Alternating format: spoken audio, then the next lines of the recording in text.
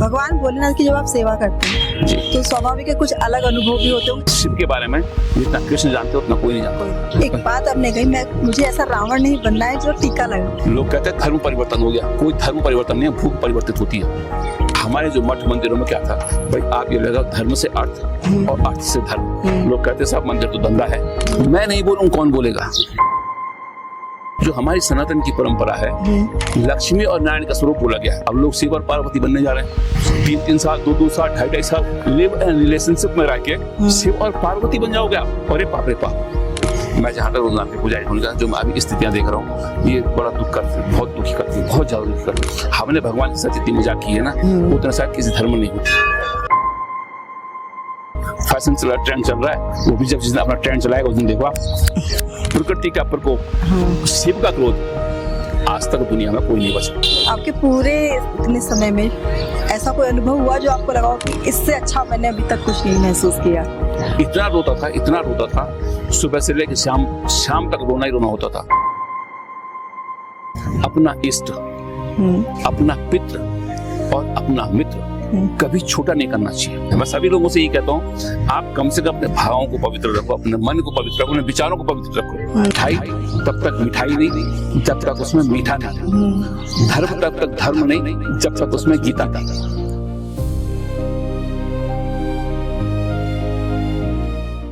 नमस्कार हरीश जी, आपका बहुत बहुत स्वागत है। नमस्कार। आप पिछले 24 सालों से बाबा रुद्रनाथ की सेवा कर रहे हैं, एक पुजारी के रूप में, पंडित के रूप में या भक्त के रूप में। तो कैसे शुरू हुई है आपकी यात्रा? मैं आपको, आपने 24 साल तो बोले जो हैं, 24 साल तो मैं आपने जो बोला है, ये 2002 से जब मैं जाना शुरू किया, पिताजी हमारे बुजुर्ग हो गए थे, तो सन 2002 में जब उन्होंने कहा कि मेरी सामर्थ्य वहाँ पे, क्योंकि ऑक्सीजन की कमी है, उम्र ज़्यादा हो गई थी, तो उन्होंने मुझे कहा कि भाई तू इस जिम्मेदारी को संभाल। इससे पहले की जिम्मेदारी ये थी कि मैं एक जैसे साधारण व्यक्ति की तरह, घर था, सब कुछ ठीक था। मेरा रुद्रनाथ जाना कम से कम मेरी 16 साल की उम्र से शुरू है। अच्छा। पिताजी रहते थे तो यहाँ से उनके लिए, अब तो काफ़ी भीड़ भाड़ रुद्रनाथ में लगने लगी, तो उस टाइम पे कोई ऐसी व्यवस्था नहीं थी। कोई जाता हो तो उस टाइम पे मेरे को घर से कभी चीनी लेके जाना पड़ता, कभी चाय पत्ती, सब्जी, दाल वगैरह, तो कोई संचार का माध्यम भी ऐसा नहीं था। तो ऐसे आइडिया से जाना पड़ता था 20 दिन में, 1 महीने में, कि भाई अभी सामान वहाँ रहा होगा नहीं होगा, कैसा होगा, नमक खत्म हो गया, चीनी नहीं है, तेल नहीं है, क्या नहीं है। तो इस ढंग से कुछ एक उस टाइम पे जब जाता था 16 साल से लेकर, और ये लगा 2002 से पहले जाना तो लगातार कंटिन्यू था। तो पिताजी की उससे भी था, और टाइम जब जैसे और पुजारियों का नंबर भी रहता है, आना जाना तो मेरा लगातार रहता था। पर लेकिन जैसे आपने कहा 24 साल से मैं भगवान जी की सेवा में एज ए पुजारी, मैं जो भगवान जी के गर्भगृह में जाने का जो प्रवेश का हुआ, वो 2002 से शुरू हुआ। हाँ जी। भगवान भोलेनाथ की जब आप सेवा करते हैं जी, तो स्वाभाविक है कुछ अलग अनुभव भी होते होंगे। जब आप गए होंगे और जो अब आप हैं उसमें कितना चेंज आ गया? मैं सच बताऊं आपको, मेरा जो 2002 से पहले का जो जीवन था, वो बिल्कुल एक, मैं फोटोग्राफी करता हूँ, फिल्म डॉक्यूमेंट्री वगैरह मैंने की, काफी फिल्मों मैंने गवर्नमेंट के छोटे छोटे प्रोजेक्ट किए, सरकारी किए, प्राइवेट किए। तो लेकिन जो मेरा ये उन्मुक्त क्षेत्र था, मतलब मैं अपना फ्री, और घर का तो मेरे मतलब जो संस्कार थे, जिस परिवार में जन्म लिया था, ऐसा मैं कभी ऐसा रहा नहीं कि मैं कभी घंटी पकड़ूंगा, कभी धूप पकड़ूंगा, कुछ ऐसा होगा। पर लेकिन परिस्थिति के साथ ये हुआ कि पिताजी हमारे ये थे, फिर मेरे को सब लोगों ने जो, जहाँ मैं हूँ, तो मेरे जो यजमान लोग हैं वो सारे ब्राह्मण पंडित लोग हैं। तो मुझे गुरुजी, हमको पूरे एक उपाधि दी गई गुरुजी के नाम से, रुद्रनाथ जी के हिसाब से। तो सबने मुझे ये कहा कि भाई गुरुजी आप ये जिम्मेदारी संभालिए, ये जिम्मेदारी संभालिए, ये जिम्मेदारी आपके है, भाई आगे कौन देखेगा। गुरुजी पिताजी हमारे लिए कहते थे, बुजुर्ग हो गए, आपको ये सारी व्यवस्थाएं देखनी है। तो फिर 2002 में अब जीवन में कुछ ऐसा परिवर्तन होता है कि आप जिस स्वभाव से जो करोगे। आपको मैं ये बताऊं, जब शुरुआत थी मेरी, तो उससे पहले मेरा संस्कृत पढ़ना वगैरह कुछ नहीं था। हाँ, घर में मेरा ये था, जितना सुना था वो तो था ही, पर लेकिन कभी घर में ऐसा नहीं, धूप अगरबत्ती वगैरह कुछ ऐसा कुछ नहीं था।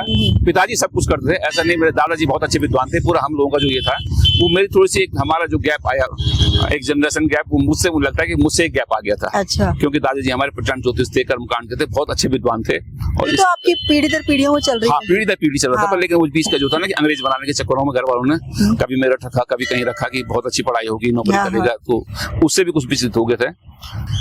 अब जो 2002 का परिवर्तन था, पिताजी ने कहा भाई हमारे जो यजमान में आपको कह रहे हैं ना, सारे पंडित लोग हैं, कि मेरी उम्र हो गई यार, इसको थोड़ा सा आप लोगों को अगर अपने उसके लिए कुल पुरोहित चाहिए तो इसको तैयार करो। हाँ। भाई मेरी तो उम्र हो गई, मैं जा नहीं सकता हूँ। तो ऐसे ही क्या था कि यहाँ पे मंडल एक जगह है जहाँ पे संस्कृत स्कूल भी है, वहाँ पे मेरे यजमानी है जगदीश प्रसाद शेमवाल जी। अच्छा। तो उनके पास जिम्मेदारी दी गई कि भाई इसको कुछ वेद वगैरह सिखाओ। तो वो प्रभु जी की कृपा रही कि पहले वेद पढ़ने में बड़ा अजीब लगता था, कैसे होगा क्या होगा। आप अगर रुद्राष्टाध्याय होगे, गायत्री त्रिष्टुप जयकत त्रिष्टुप पंक्ति से पढ़ने में ही बहुत डिस्टर्ब होता। तो मैंने कहा 2 अक्षर पढ़ के उसके बाद मुझसे नहीं हो पाएगा, समझ ही नहीं आ रहा था। किताब खोल के भी ऐसा लगता था कि पढ़ना क्या है। तो वो भी मेरा मनोबल बढ़ाते रहे कि नहीं गुरुजी आप करो करो करो करो, आपको जाना ही है। तो उनके पास जाना हुआ। फिर संस्कृत जो है हमारी ना, वेद जो है कर्ण श्रुति है, जब तक आप कोई सुनाएगा नहीं तब आप उसको वो नहीं कर सकते हो। तो जब शुरुआत हुई तो फिर बीच में 2-3 दिन गया, फिर बीच में ये लगा ये नहीं हो पाएगा, तो मैं यहाँ से देहरादून लग गया था कि यार नहीं हो पाएगा, देखा जाएगा जो भी होगा। फिर उन्होंने कहा भाई कहाँ है, कैसे है, किस ढंग से, क्या क्या है। तो फिर थोड़ा मन के अंदर भी ऐसा हुआ कि यार मैं जिम्मेदारी सटूंगा तो ठीक नहीं लगेगा। फिर उन्होंने वहाँ और जगह से बोला कि भाई इसको तैयार करो। फिर और जगह से बुलवाया कि नहीं आपको ऐसा करना है। फिर मन के अंदर आ कि नहीं अब करना ही करना है। फिर उसके बाद मेरा कंटिन्यू जाना हुआ। ये लगाइए आपकी वही मई के बीच में कपाट खुलने थे और अप्रैल में मैं वेद पढ़ने और थोड़ा सीखने के लिए जा रहा था। भाई साहब भी कहता है हमारे की मैंने जो चीज कभी पढ़ी नहीं थी, वो कहने लगे गुरुजी आपको तो पुरुष सूक्त याद हो गया। मुझे मालूम था पुरुष सूक्त किसे कहते हैं। अच्छा ठीक है। उन्होंने कहा अरे आपको तो इंद्र सूक्त याद हो गया। मुझे मालूम था इंद्र सूक्त क्या हुआ। तो मैं रुद्र सूक्त याद हो गया। मैंने कहा मुझे तो कुछ मालूम ही नहीं है। अब जैसे बोलना शुरू करो तो आपको विश्वास नहीं आएगा, वही 20-21 दिन 22 के जो चक्कर है ना, मेरे जीवन के अंदर बहुत बड़ा ये परिवर्तन रहा। वो 22 तारीख, वो जो 22 तारीख मेरी डेट ऑफ बर्थ भी है। अच्छा। और 22 दिन के अंदर 21-22 दिन के अंदर मैं पूरा रुद्राष्टाध्याय मुझे पूरा कंठस्थ याद हो गया था। मुझे भी आज ये पता नहीं कि वो कैसे याद है, मुझे आज तक ये पता नहीं है।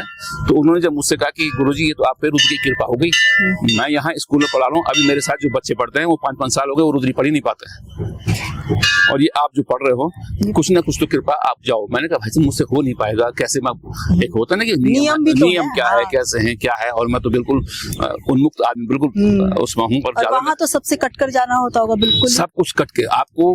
और मजेदार बताऊँ, आप और मंदिरों के अंदर जैसे नियम होगा मुझे नहीं मालूम, मुझे ये लगता है कि रुद्रनाथ के जो मंदिर के अंदर के नियम है वहाँ पे हम लोग, मेरा सीसा कंगी दर्पण एक टाइम पे भोजन होता है, और जब यहाँ से डोली चले गई, मैं वैसे प्रभु जी की कृपा से ऐसा नहीं हो, मेरे सारे को सांसारिक मेरे घर से मेरे माँ पिताजी सब वही है जिसके पास मैं गया हूँ, सब पीछे छूट जाता है, सब छूट जाता है। कोई मतलब नहीं मेरे घर से, कुछ भी यहाँ हो, कुछ भी यहाँ अगर हो, कभी कोई नहीं आ सकते। जो हमारी बाउंड्री बनी हुई है नारद कुंड की, ऐसा बजाया जाता है कि पुजारी का जो क्षेत्र बना हुआ है उसमें भी कुछ, जैसे महाबत संक्रांति का दिन होता है वहाँ पे पूजा पाठ करनी होती है, उसी कारण है। तो हम नारद कुंड से एक कदम भी आगे नहीं रख सकते हैं जब तक पूरी नहीं हो जाएगी। पूरी, हाँ, जब तक आप पूरी पूजा वो नहीं किया आपने, कपाट खुलने के, कपाट बंद होने तक, कार्तिक संक्रांति के दिन लास्ट दिन तक आप उसकी बाउंड्री पार नहीं कर सकते हो। खाने में पूरा सात्विक भोजन है, कैसा मिला क्या है, आप तो लोग भीड़ भाड़ है भी नहीं भी है कई बार। हाँ हुआ। हमारे पिताजी ये लगाओ 1 महीने तक बिना नमक के रहे।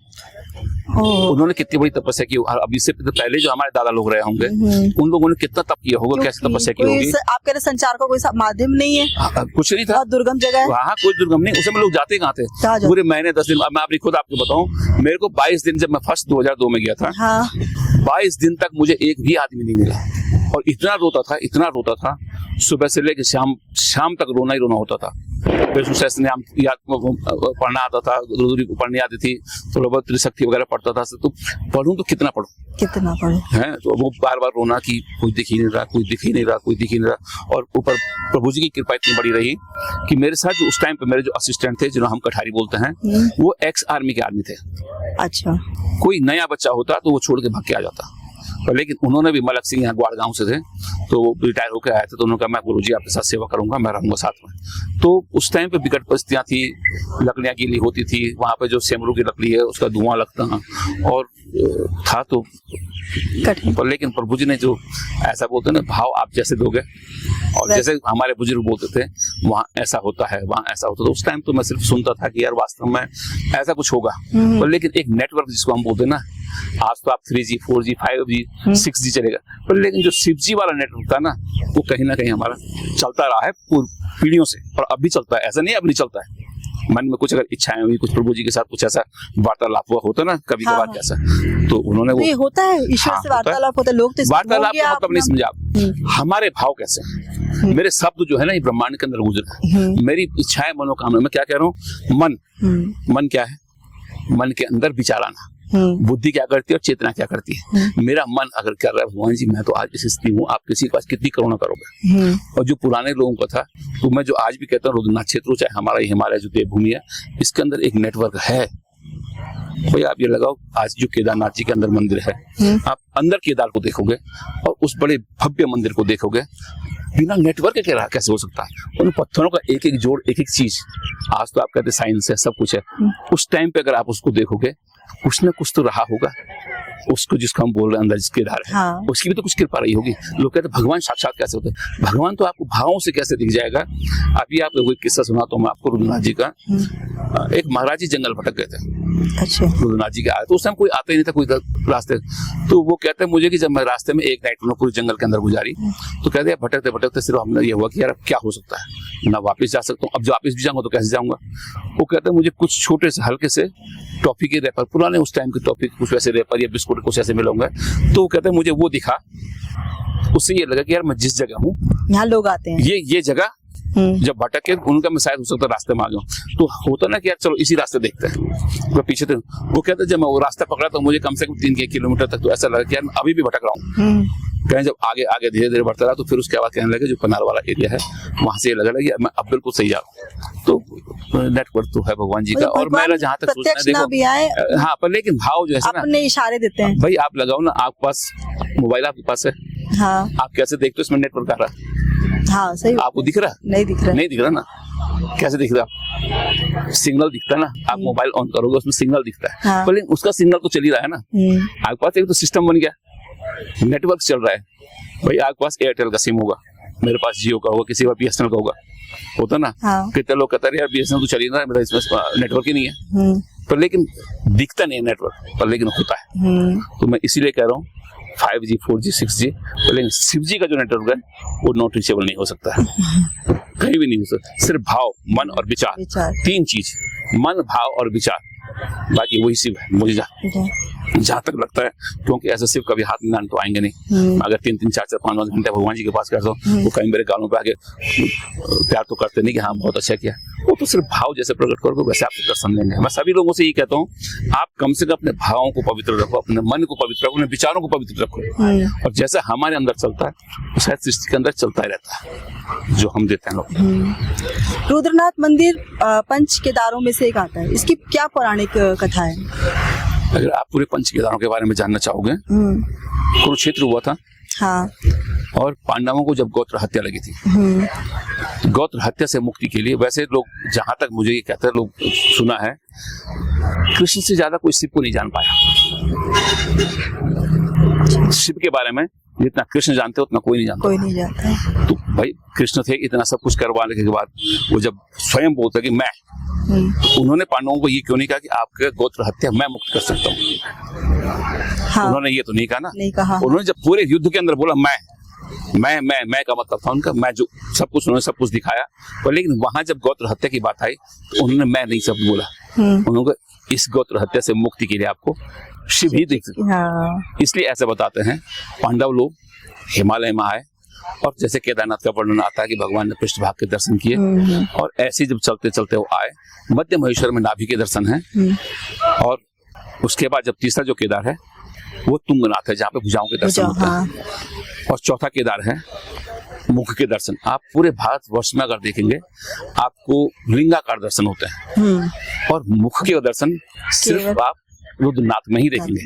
आप कहीं भी जाइए, आप अगर उज्जैन में है तो वो लेप बनाते हैं पर है लिंगाकारी, और रुद्रनाथ का अगर आप स्वयं साक्षात अगर होना चाहेंगे तो आपको आपके आमंत्रित भी करना चाहता हूँ, निमंत्रित भी करना चाहता हूँ कि अगर आप आओगे तो इतनी सुंदर मूर्ति, इतनी दिव्य मूर्ति जो भी है हमारे, जो भाई भाव भाव से तो है सब कुछ है। मूर्ति में क्या है, भाव है। हाँ। लोग कितने दफे बोलते हैं, होता लोगों से डिस्कस होता कि भाई ये मूर्ति पूजा सब कुछ है। भाई आप ये लगाओ कि मेरे पिताजी की शक्ल जो मूर्ति फोटो लगी है, तो भाई कहीं आप कहीं और जगह रख दो तो उसको तो कोई भाव नहीं है ना। हाँ। आप अरे मेरे पिताजी, मेरे भाव, भाव किसके लिए? आपके भाव आपके पिताजी से जुड़े ना। आपकी माँ की तस्वीर है, मैं तो नहीं जानता आपकी माँ को, लेकिन आपने कहा ये मेरी माँ है। किसी ने तो उस मूर्ति का आकार साकार जो कहा होगा, जैसे जिसको हुआ होगा, उसने उसको उस रूप में देख के उसने कहा भाई हाँ ऐसा हो सकता है कि मेरे भाव। भाई आप अपने घर के अंदर अगर अपनी माँ के पिताजी के पास कभी अगर जिनके बुजुर्ग हैं जो नहीं है, आपने हाथ जोड़ के बोला भाई मेरे को आशीर्वाद दो, वो भाव आप भाई उस फोटो के अंदर क्या हो सकता है? सही वो भाव, वो नेटवर्क जो आपका चल रहा है ना, हम लोग बोलते हैं, हाँ। वो कहीं ना कहीं उस ईश्वर मैं आज आपके चैनल के माध्यम से अपना इष्ट, अपना पितृ और अपना मित्र कभी छोटा नहीं करना चाहिए। अपना इष्ट, आप जिसको पूज रहे हो उसको छोटा मत समझो। अपना पितृ कभी किसी का आपका बुरा कभी नहीं चाहोगे। आपके माँ बाप चाहे जो भी आपके दादा परदादा जो भी है, अपनी पीढ़ी का कभी बुरा नहीं चाहते। और मित्र ऐसा वफादार हो कि मित्र आपका जो बिल्कुल होगा, आपने कहा भाई मुझे 50,000 रुपए दे, वो आपसे पूछेगा नहीं क्यों चाहिए, वो कहेगा यार 50 तो नहीं है, 35,000 रुपए है, मैं कुछ करके दे देता हूँ। ऐसे इष्ट पे इतना भरोसा रखो, अपने पितृ पे इतना भरोसा रखो, अपने मित्र पे। ये तीनों चीज जिसके पास होगी ना, वो दुनिया में उसके लिए फिर कोई कष्ट नहीं है, कोई कष्ट नहीं हो सकता। इष्ट, पितृ और मित्र ये इतने मजबूत होने चाहिए, इन पे हमेशा विश्वास रखो, बिना विश्वास के कभी नहीं हो सकता। आपने बताया कि रुद्रनाथ जी में भगवान भोलेनाथ के मुख के दर्शन हाँ जी, तो आप उनका श्रृंगार भी पांचवा केदार में आपको बता रहा था, कल्पेश्वर का, हाँ। जहाँ भगवान शिव के दर्शन है। और अगर आप रुद्रनाथ जी के बारे में देखोगे तो पूरा एक आनंद चतुरानंद पंचानंद बोलते हैं, चौथा मुख ऐसे बताते हैं पाशुपतिनाथ में। हाँ। पर लेकिन अगर हम पूरे भारतवर्ष की बात करें, भगवान शिव के मुख के दर्शन यहाँ पर हाँ मुख के दर्शन होते हैं। तो आप श्रृंगार भी करते होंगे? हाँ, श्रृंगार करते हैं। तो श्रृंगार करते हैं तब स्वाभाविक है अकेले ही होते होंगे? हाँ, अब तो अभी भीड़ भाड़ होने लग गई। हाँ। लेकिन मैं आपको बताया ना, सब सन 2002 में मैं गया। हाँ। तो देखो, मेरा जहाँ तक सोचना है, पता नहीं लोगों को कैसे कैसे, मैं तो सबको बोलता हूँ आपकी आत्मा के अंदर भी आपके शिव तत्व है, सभी जो लोग आते हैं। पर लेकिन हमारे जो भाव विचार जो उस जगह का वो है ठीक है, पर लेकिन उनकी जो मान्यताएं परंपराएं, जैसे अभी मैं कह रहा हूँ, उस टाइम पे इतना ज्यादा सब कुछ, जो पूरा रुद्रनाथ हो चाहे पूरा हिमालय क्षेत्र हो, एक पावर बैंक है। हम भाई देखो, योग आध्यात्म आप किसी को भी देखो, ठीक है, चाहे आप ऋषिकेश की बात करो, महर्षि योगी ने 84 कुटिया बनाई, भले आज उसका नाम लोगों ने चेंज कर दिया। हाँ। भाई आप ऋषिकेश को योगी तो बोलोगे हैं? और वहीं से जब हम आ रहे हैं हिमालय क्षेत्र में, ये पूरा एक हमारे शरीर के लिए, हमारी आत्मा के लिए, हमारे मन मस्तिष्क और विचारों के लिए ना, ये एक ऊर्जा जैसे पावर बैंक का है। उसीलिए जैसे रुद्रनाथ की हम बात कर रहे थे, तो रुद्रनाथ में भगवान शिव के मुख्य दर्शन से आपको ज्ञान की प्राप्ति वहां होगी। और जो अगर कभी आप देखना चाहें, वो घूमने की जगह नहीं है, वो घूमने ना घुमाने की दर्शन है, वो दर्शन और परिदक्षिणा की भूमि है। आप दर्शन करने जाइए, परिदक्षिणा कर दीजिए, और अलौकिक अद्भुत भूमि है। जब आप श्रृंगार करते होंगे, हाँ, तो स्वाभाविक एक अलग ही भाव होता होगा मन में। भाव होता है। और प्रभु जी के साथ तो कभी कभी, जब मैं आपको बता रहा 2002 में, तो बहुत सारे डिस्कस माने चलता रहता था। फिर जो भी मेरे जीवन का अनुभव हुआ, वो ये लगता कि शायद उनकी भी कुछ कृपा रही होगी। और जैसे हमारे बुजुर्ग कहते थे, और मैं तो सिर्फ सुनता था, दादी हमारी बोलती थी, मैंने घर के अंदर कैसे लगता कि एक बार ऐसा हुआ तो ऐसा होगा था। अब ये चीजें मैं आपको बस इसलिए नहीं कह रहा हूँ, जो करंट जिसको लग गया ना, वही जानता है, भाई मुझे झटका लगा हुआ, मैं अब ज्यादा किसके पास क्या कहूँ, हो सकता तो मोबाइल लेने लगा, कहीं से फेस उड़ गया हो। भाई आप जिसने नहीं महसूस किया वो कैसे बताया है। तो लेकिन जो मुझे लगा है वो मैं कहूँगा, वो तो फुल बहुत ज्यादा ऊर्जा का एक है और एक दिव्य जगह है। आप अगर भोलेनाथ के साथ अकेले बैठे हैं, हाँ, तो बात तो करते होंगे। बात का मतलब ऐसा है, मन भाव और विचार। आप अगर बहुत लोग वहाँ पे आए, अच्छे ज्ञानी बहुत जबरदस्त लोग आए, अगर आप रुद्रनाथ जैसी जगह पे देखोगे, मुझे जहाँ तक भगवान जी ने जो दर्शन दिए, मुझे एक मिट्टी से लेकर ऊपर जो बोलते हैं महल तक के, हाँ, और अज्ञानी से लेकर और महाज्ञानी तक के दर्शन हुए। और इतनी दिव्य मूर्तियों के दर्शन हो सकते।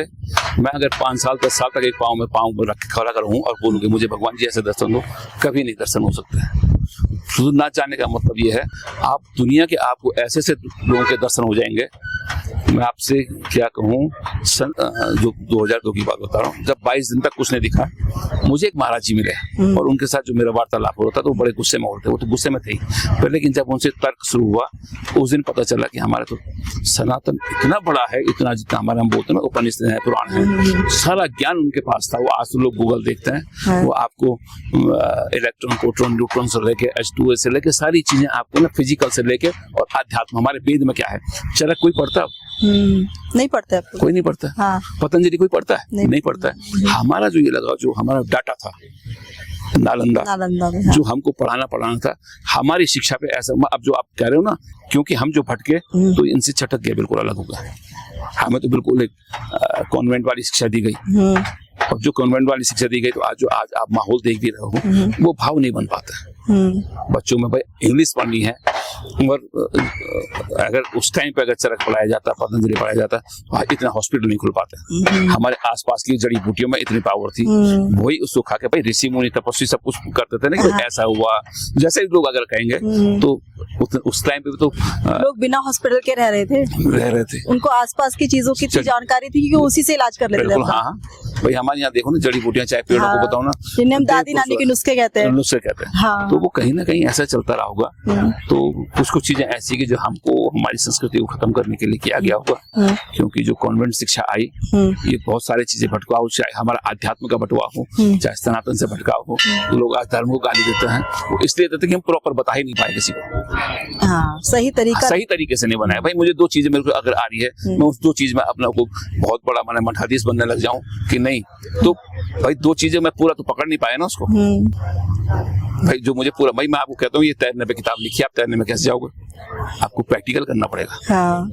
कैसे तैरोगे, भाई लिखने को तो लिख दूंगा, ठीक है, पर लेकिन जब तक आप नदी में नहीं जाओगे, वही हम लोगों ने क्या किया कि किताबें पढ़ दी कि तैरने पे लिख दी, लोगों को डुबाना शुरू कर दिया। धर्म के बारे में पूरा जाना नहीं, उनका हाँ जी मैं भी लिख दूंगा धर्म के ऊपर, पर लेकिन धर्म को जो वास्तविक में जानना था, जो हमारा ज्ञान था, जो हमारा अध्यात्म था, जो हमारी चेतना, जो सब कुछ था, उसको हमने बीच में बहुत जल्दी अपने को आप ये लगाइए ना, आप चाहे आज हिंदुस्तान का हो, अंदर हो, कोई कहीं भी बाहर हो, जिसने भी बोला है उसने गीता को ही देख के बोला है, जिसने भी बोला है सनातन को देख के ही बोला होगा।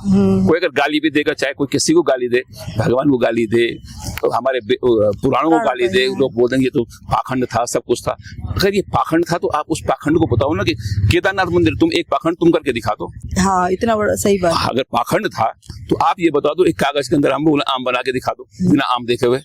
आप बिना आम की तस्वीर देखो, आम बना के दिखा दो। आप कहते पाखंड था, पर लेकिन उस पाखंड को आपने अपने हिसाब से पाखंड बोला। भाई हिंदुस्तान का ही नहीं है, जब भाई हिंदुस्तान की आप ये लगाओ, साउथ में चले जाओ, कैसे कैसे मंदिर बने, कैसी कैसी मूर्तियां बनी हुई है, अद्भुत बनी है ना। तो ये पाखंड था क्या, बताओ ना। उस टाइम तो कोई धर्म का ज्यादा ऐसा वो नहीं था, लेकिन लोगों ने जोड़ने के लिए सनातन की परंपरा क्या रही है, आनो भद्राह कर्तव्योजंतु विश्वतोदभासु, हम तो पूरे विश्व के कल्याण की बात करते हैं। हमारे जो मठ मंदिरों में क्या था, भाई आप ये लगाओ, धर्म से अर्थ और अर्थ से धर्म। लोग कहते हैं सब मंदिर तो धंधा है, हाँ बहुत लोग आप ये लगाओ, हिंदुस्तान की कहीं ना कहीं बन भी गया है, हाँ कहीं कहीं बन भी गया है। भाई अब ये लगाओ, मैं बोलना नहीं चाहूंगा ऐसा, जो हमारी सनातन की परंपरा है, लक्ष्मी और नारायण का स्वरूप बोला गया है, वर नारायण को। अब लोग शिव और पार्वती बनने जा रहे हैं, ये कोई तरीका नहीं मेरे को जहां तक लगता है। ये आप त्रिगुणी नारायण की बात कर रहे हैं? नहीं, मैं किसी नारायण की बात नहीं कर रहा हूँ।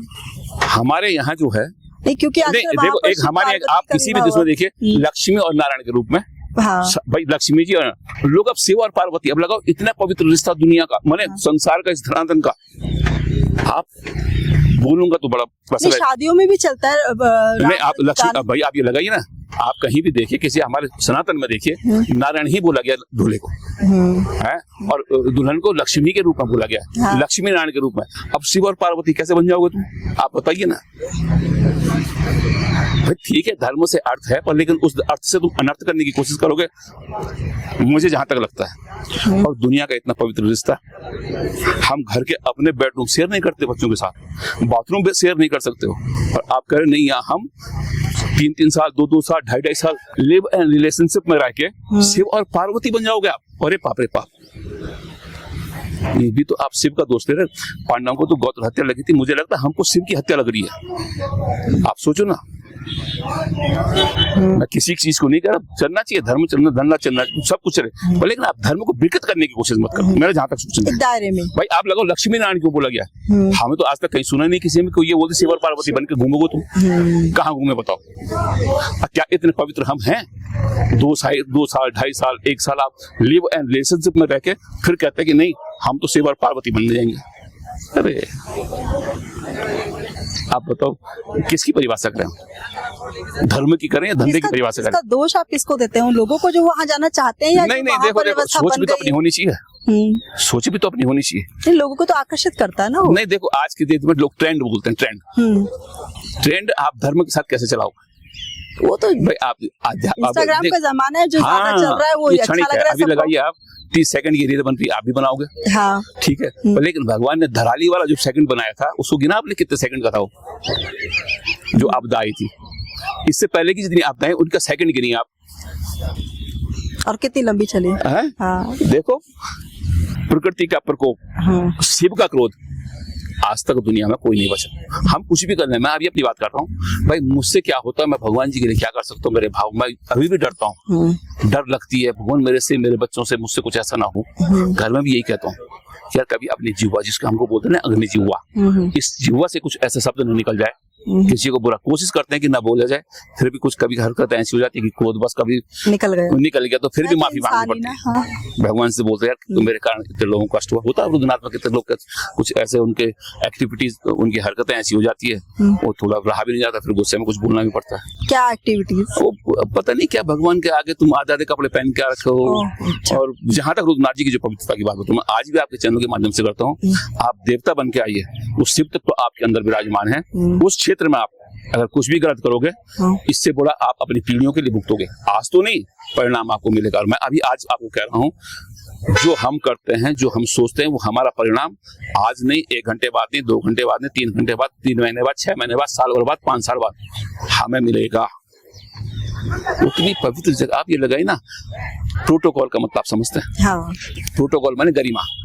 आप राष्ट्रपति भवन, अगर राष्ट्रपति से आपको मिलना है क्या किया जा सकता है? वहाँ के कुछ उस नहीं, वो राष्ट्रपति है, वो तो देश के पति है, और ये तो विश्वपति है, इसका कोई प्रोटोकॉल नहीं। इसके लिए भी तो प्रोटोकॉल, इसकी भी तो गरिमा बनानी पड़ने की हमारी जिम्मेदारी है ना, कि यार मुझे ऐसा नहीं जाना चाहिए। भाई एक संस्कार आप लगाइए, अभी आप प्रधानमंत्री के लिए बोल दो कि मुझे मिलना, आप कैसे मिलोगे? आपके लिए कितनी चीजें होगी वहाँ, ऐसे तो नहीं जा सकते सीधे आइए आइए आप मिलिए, आप जैसे चाहे वैसे आ जाएंगे। आप जाने से पहले अपने को देखोगे भैया मैं वहां जाने लायक हूँ या नहीं। किसी बड़े अधिकारी के लिए, किसी मंत्री के पास अगर जाना हो, पीछे वो बैठा हुआ कि यार आप किस ढंग से आ रहे हो। सही बात है। तो हम लोग प्रोफेशनल मीटिंग्स में जाते हैं तो उस हिसाब से कपड़े पहनकर जाते हैं। तो हम वही कह रहा हूँ मैं, कहीं भी किसी उसमें जाना है तो मंदिरों की मर्यादा, ओकेजन के हिसाब से। मैं भी तो आपको कैसे कपड़े आप पहन के आ रहे हो? अरे आप तो भारतीय नारी हो, भाई बच्चे हो, आपको तो कम से कम भगवान के पास भगवान जैसे जाना चाहिए। और दूसरा में आपके चैनल के माध्यम से हमने भगवान के साथ इतनी मजाक की है ना, उतना शायद किसी धर्म में नहीं होती। इतनी मजाक। अब ये लगाओ किसी के पिताजी बहुत ज्यादा शराबी हैं, क्या उनके घर में अब उनके पिताजी के शराब के साथ बोतलों मुंह पे लगा के कोई फोटो लगी रहती है? भगवान जैसा शब्द तो इतना पवित्र है, इतनी मजाक बनाई रहती है। मेरे को जहां तक लगता है भगवान तो अपने में एक, अभी लगाओ राष्ट्रपति कार्टून नहीं बनते, नहीं बनते, तुम भगवान के कार्टून बना दे रहे हो। तुम्हारी समझ में नहीं आ रहा, रहने दो ना। कोई अपनी माँ का कार्टून बना के दिखाते, अपनी बहन का कार्टून बना के दिखाते, भाई का कार्टून बना के दिखाते, और तुम भगवान के कार्टून बना दे। तो भगवान कार्टून बना के रखा तुमने क्या? बने नहीं बने देख दूंगा भाई, बोलना नहीं चाहिए। कोई कुछ कैसी होली बोलते रहा, कोई किसी की होली बोलते रहा, तुमने क्या भगवान किसी की मजाक बना रखी है? शिव जैसा तो समझना। भस्म की होली की बात कर रहे हैं आप? अरे नहीं, लेकिन आप पूछो ना वहाँ। आप बनारस की बात कर रहे हैं ना? शिव जैसे इतना पवित्र तत्व लगाओ ना, जहाँ कृष्ण कह रहे हैं कि शिव के पास जाओ। और तुम कितना शिव के बारे में जानते हो? हमारे पास अगर वो देखा जाए शिव महिमा स्तोत्र है, पुष्पदंत द्वारा भगवान शिव के परम भक्त वो कहते हैं असित गिरि समम स्यात् कज्जलम सिंधु पात्रे श्रुतरुवर शाखा लेखनी पत्र मुर्वी लिखती यदि गृहीत्वा शारदा सर्वकालम तदपि तब गुणाना मीश पारम न याति। पुष्पदंत जी ने हाथ खड़े कर दिए, मैं आपकी व्याख्यान कर ही नहीं सकता हूँ। असित गिरि समम स्यात्, पूरे जंगल को शाही कबलम वगैरह बना के समुद्र की शाही बनाई जाए, शारदा जी स्वयं लिखने लग जाए, तब भी उनके गुण पूरे नहीं हो सकते। और तुम कहते हैं कि 30 सेकंड में तुम्हारे गुण तुमने पूरे गुण कर दिए। फिर क्या कहते हैं, तब तक तुम न जानामि, तब तक तुम न जानामि कृतिशोष महेश्वर यादिशोष महादेव तादिशाय नमो नमः। उस तत्व को समझना, मैं जो अब ये बात कर रहा हूँ भाई, मेरा जो अनुभव भगवान जी के प्रति है, मैं उस तत्व को बोल रहा हूँ। तुम्हारे लिए पत्थर लगे कैसा लगे, लेकिन जो मेरा अनुभव मेरे साथ है, तो तुम जो तत्व तुम हो, तुम्हारे लिए प्रणाम हमारा, तब तक तुमने जाना। कृतिशोष महेश्वर यादिशोष महादेव तादिशाय नमो नमः। आपने जो मेरी कल्पनाएं थी, मैं तो कल्पना करता था मैं ऐसा हूँ, मेरा क्या होगा, मुझे क्या चाहिए, क्या है, रुक जा, हो जाएगा, सब ठीक ठाक हो जाएगा। ऐसे जीवन के अंदर प्रैक्टिकल हो गए, बोल रहा हूँ और चीजें दिख रही है। मैंने बोला, भाव आए, मेरा क्या, मैं क्या, मैंने भाई कितने दफे ऐसा होता था कि भगवान जी के लिए तेल खत्म हो गया। अच्छा, ठीक है, दीवे के लिए क्या होगा, मैं बोल रहा हूँ भाई ठीक है, जैसा होगा देखा जाएगा। बहुत सारे प्रैक्टिकल ऐसे होता भाई, मेरे को ये नहीं पता कि कौन सुनने वाला था, कौन क्या करने वाला था। तेल खत्म हो गया, क्या होगा, कुछ तो है ही नहीं, आने वाला तो कोई है ही नहीं। पर लेकिन जब मैं बोल रहा हूँ कि भाई खत्म हो गया, और उस ढंग से, उस हिसाब से तेल पूरा हो जाता है। एक दिन भगवान जी को, मेरे को जहां तक लगता है, भगवान ये बोलूंगा अभी तो जैसा भी होगा, भोग लगाने की स्थिति थी। तो मेरे साथ शुरू 2002 की बात बता रहा हूँ, फौजी भाई उनसे मेरा झगड़ा इस बात को हो गया, आप कैसे फौज में रहे, आपने जो चीज मैनेज नहीं कर रखी है। घी रखा रहता था हमारा, तो मैंने कहा भगवान जी आज क्या बनाएंगे, मैंने कहा आज मंगलवार है, तो हमारे यहाँ रोट बनता है। हाँ। तो हनुमान जी भगवान जी को रोट बनते हैं, वहाँ भाई जो और लोग हैं, तो मैंने कहा आप रोट बनाओ और थोड़ा प्रसाद जो हम पिंजरी आप। उन्होंने कहा कि रोट तो नहीं बन पाएंगे। मैंने क्यों, कह रहे घी नहीं है। मैंने कहा तुम कैसी बात कर रहे हो, एक आदमी में रहने के बाद तुम अभी बोल रहे हो घी नहीं है। तो मैंने कहा कल के लिए क्या होगा, मैंने कहा आरती वगैरह के लिए घी है वगैरह, ऐसे ढंग से बात चलती रही। तो वो बड़े, उसमें थोड़ा सा गुस्सा क्रोध भी आता, क्रोध में मैंने बड़ा वैसे ढंग से उनको बोल दिया। मैंने कहा ये तो अच्छी बात नहीं, मैंने कहा वहाँ देखो इधर देखो सब जगह ढूंढा तो घी नहीं था। तो मैंने कहा शाम का कैसे होगा, तो वो भी बड़े चिंतित। तो मैंने थोड़ा डांटा हुआ था, तो उनके थोड़ा आंसू आ रहे थे। वो मंदिर जब अंदर बाहर आ रहे तो उनको डांट का बड़ा बुरा लग रहा हो सकता है उन्होंने कुछ कहा होगा, जो भी होता प्रभु जी। हम इतनी प्रार्थना कर रहे थे जो सुबह तक, जब भगवान जी को भोग लगाने के बाद क्या हुआ, मुझे मैं भी भगवान जी को भोग लगाया, थोड़ा आंसू भी आ रहे थे, यार सब कुछ ठीक नहीं शुरू है। उस बीच इतना घी आया, मैं कल्पना नहीं कर सकता।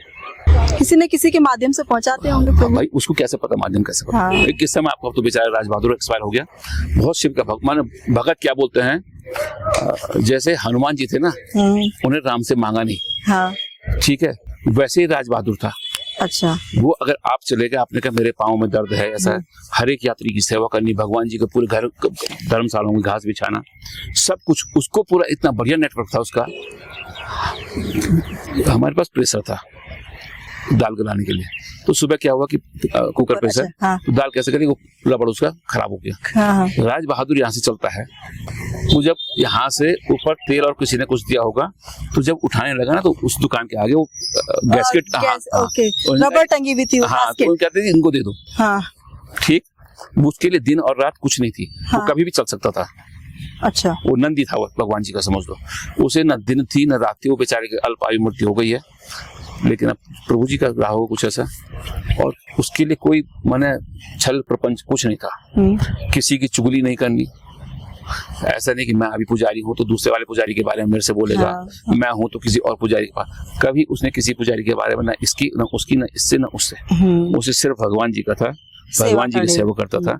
तो मैं ये कह रहा हूँ कि हमारा जब गैस किट फटा, तो चलना तो ऐसे ही था, तो राज बहादुर आए, खोला उसका कट्टा, तो वो करके, अरे मैंने कहा क्या लेके आ गया, तो कहते नहीं गुरुजी ऐसा हुआ कि मैं जब वो सामान उठा रहा था, तो वो ऊपर सिर पर लगे, लोग टांगते हैं दुकान के आगे, कहते जी इनको भी दे दो, कह रहे मैंने 2 निकाले ऐसे करे। तो मैंने कहा तुझे 3 लीटर की कैसे मिल गई है, हो सकता है 5 लीटर का लगाया हो, मतलब जो चाहिए था वही साइज आया, वो वहां पे हमको पहुंच गया।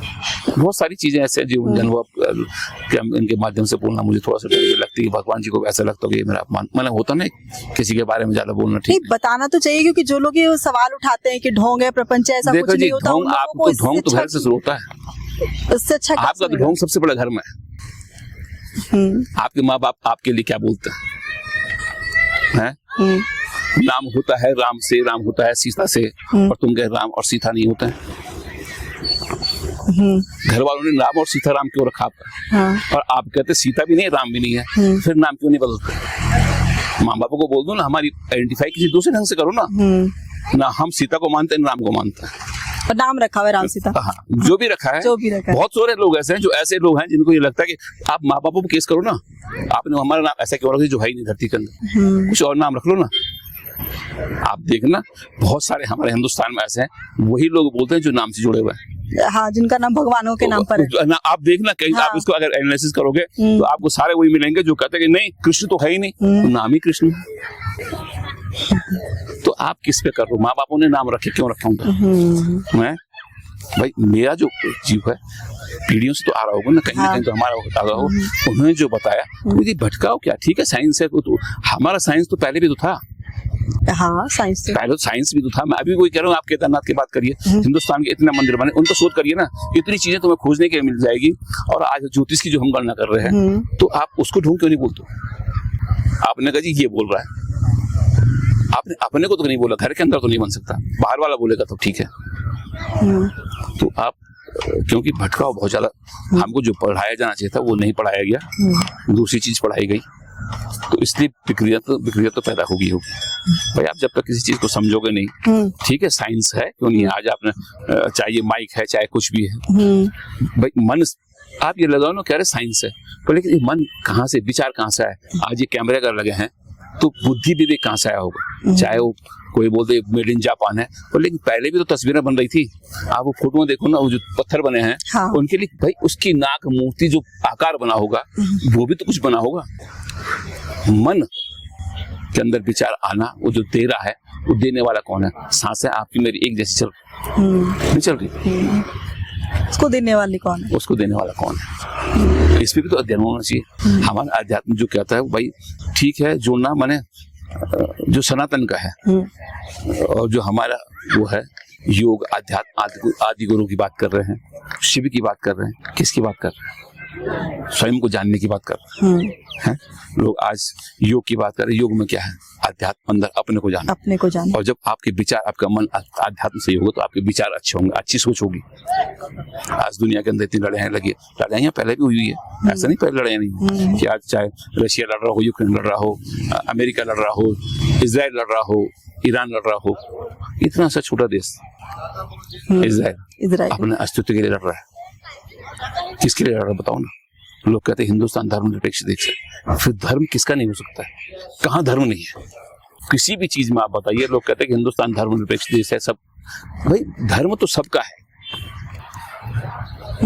ऐसा नहीं कि भाई, मेरे को जहां तक ये लगता है धर्मनिरपेक्ष कुछ नहीं हो सकता, मतलब हर जगह का अपना एक धर्म तो होगा ही। होना ही बिल्कुल होगा। आप राजनीति के लिए बोल सकते कि नहीं ऐसा नहीं हो सकता, पर लेकिन हिंदुस्तान के अंदर तो जो ये चीजें वैसी उस पर जानी नहीं चाहिए।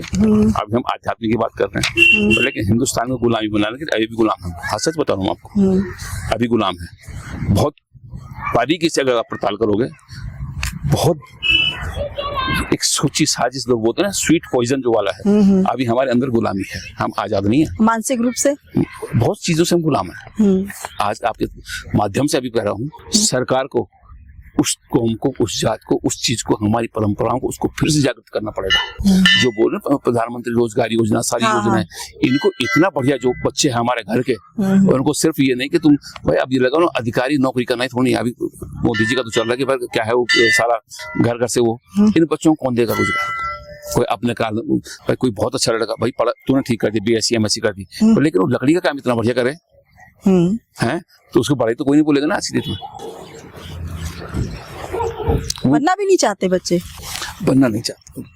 उनको ये लगता है कि यार मैं अगर ऐसा करूंगा तो छोटा गिना जाऊंगा, क्योंकि कुछ दो चार ऐसे काम है जिनको स्टैंडर्ड मान लिया गया है, बाकी कि हाँ ये सब ये नीचे काम होते हैं मानव। लेकिन अगर देखा जाए उसको सम्मान किया जाता तो आज कहाँ काम होता वो काम का सही बात है। उसको वो जगह नहीं मिली जो मिलनी चाहिए। मूर्ति बनाने वाले कहाँ हैं हम बताओ? मूर्तिकार नहीं है, जुलाहे नहीं है, शिल्प जिनको बोला गया शिल्प कितनी बड़ी चीज, शिल्प खत्म हो गई है। उसे सिर्फ ये टॉर्चर किया गया, अरे ये शिल्पकार है तू तो बिल्कुल, उसके शिल्प की इज्जत कहाँ की हमने बताओ ना। अगर आज देश के अंदर आपके माध्यम से मैं कहता हूँ शिल्पकार को, बढ़ाई को, ये जो हमारे जो पूरे जड़, भाई आप मंदिरों से लेकर देखो ना, इन मंदिरों को किसने बनाया देखो ना, एक चीज कोई बाहर से तो आया नहीं। हाँ। थे तो हम ही, और अब कौन देख रहा है? अब तब वही मशीनें भी नहीं थी। तब तो मशीनें भी नहीं थी। हाँ। तो हमें एक बार फिर से ये जरूरत करना पड़ेगा कि जो हमारी ये वाली गुलामी है इससे हमें आजाद होना पड़ेगा। मेन गुलामी ये है। तो गुलामी तो है ही।